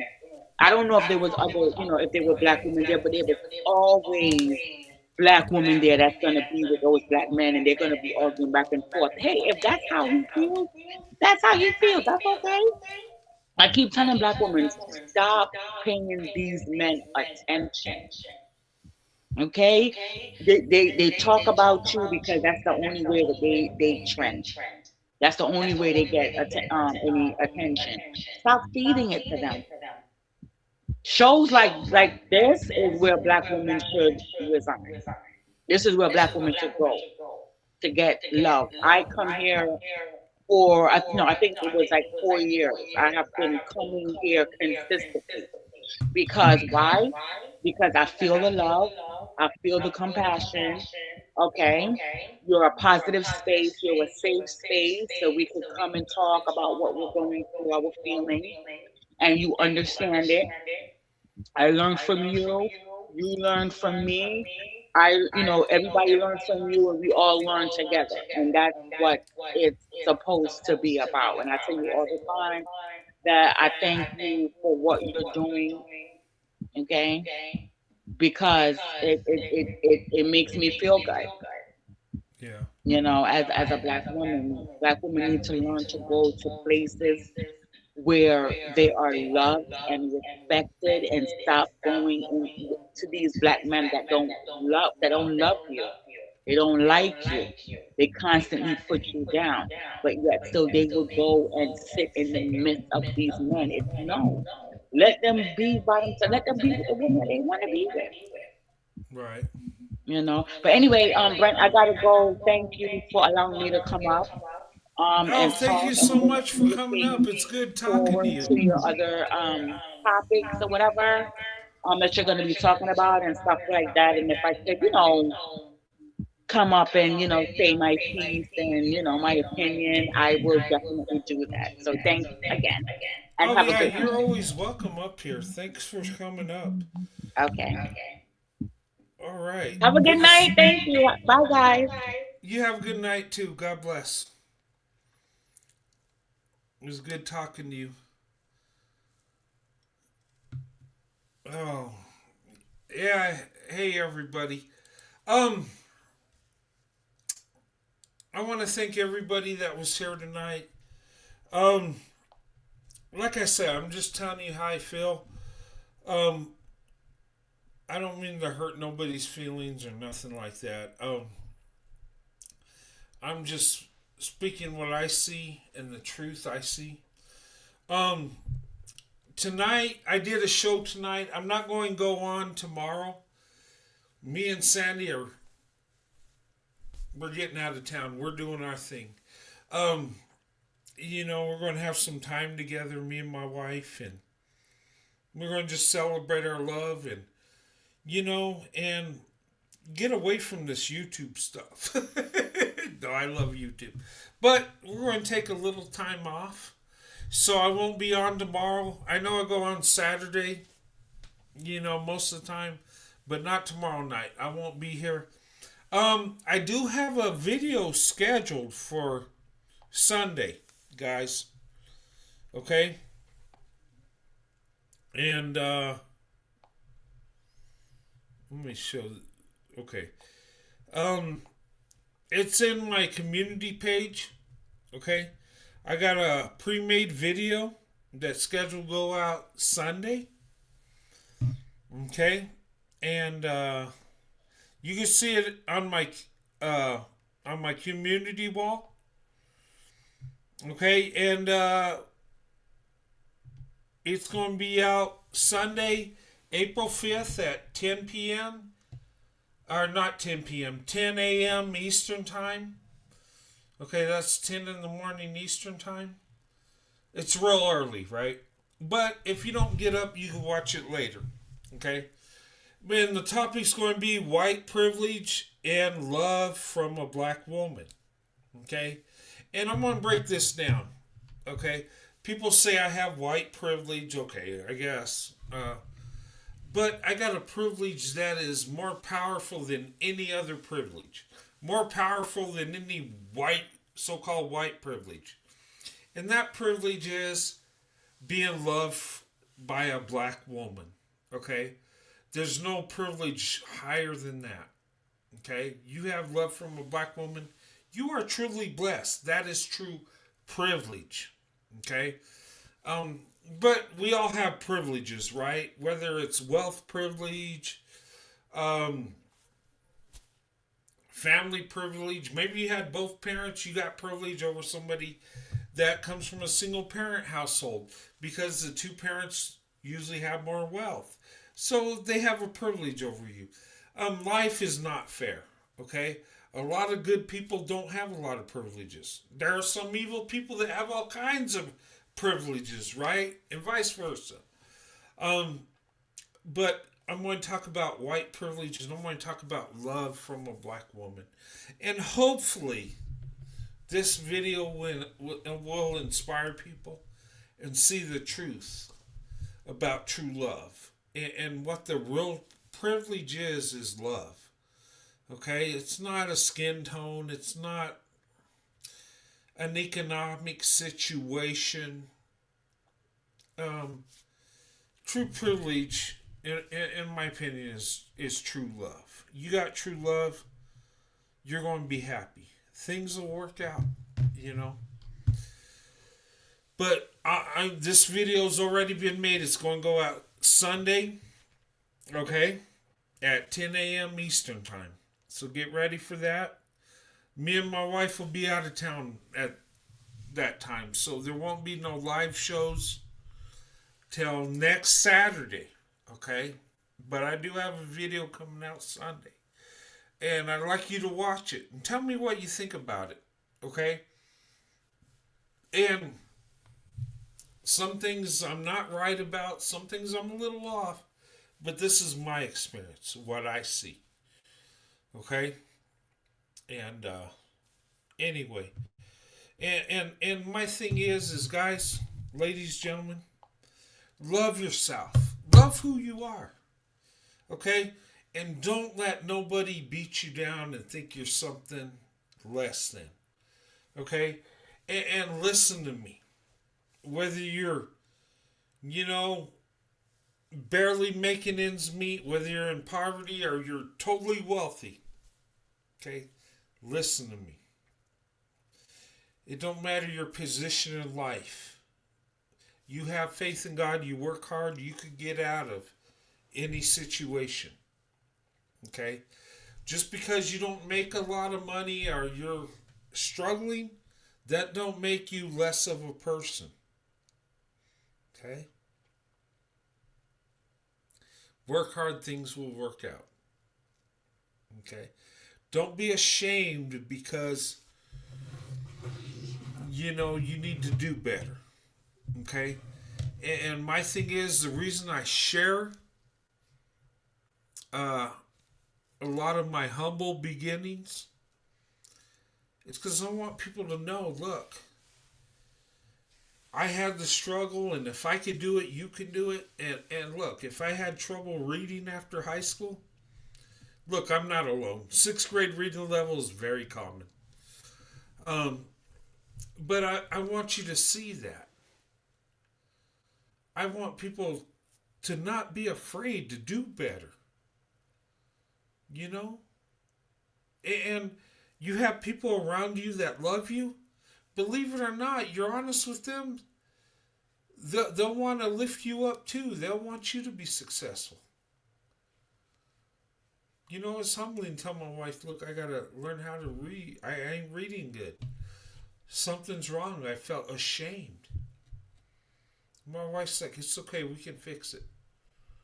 She already was developing game plans to make it work.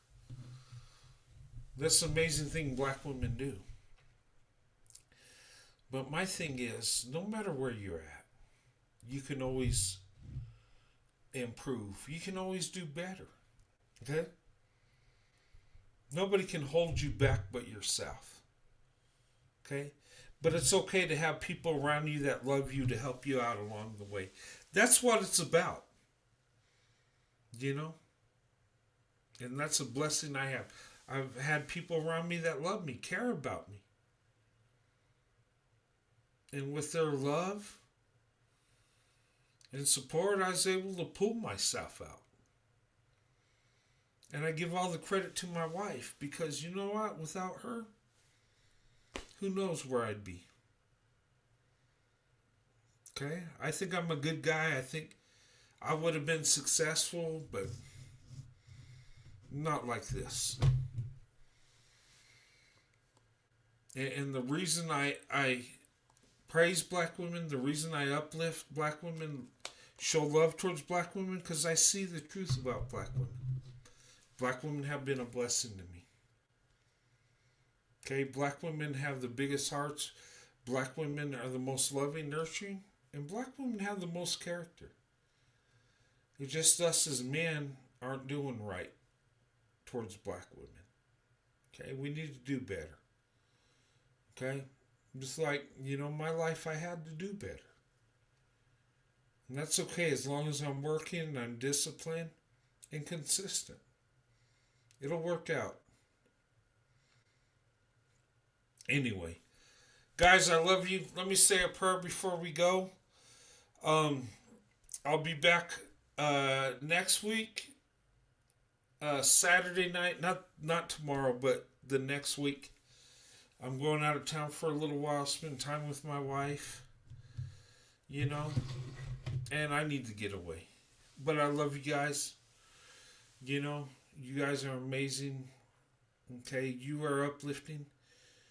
And look, I just want to be a blessing. inspiration. There's nothing special about me. I'm an everyday guy. I'm not the smartest guy,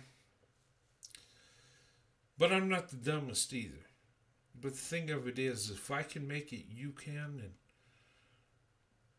life is about improvement. Okay?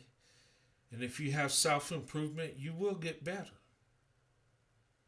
Just don't let your ego get in the way. Don't let excuses get in the way. You know what you got to fix and fix it.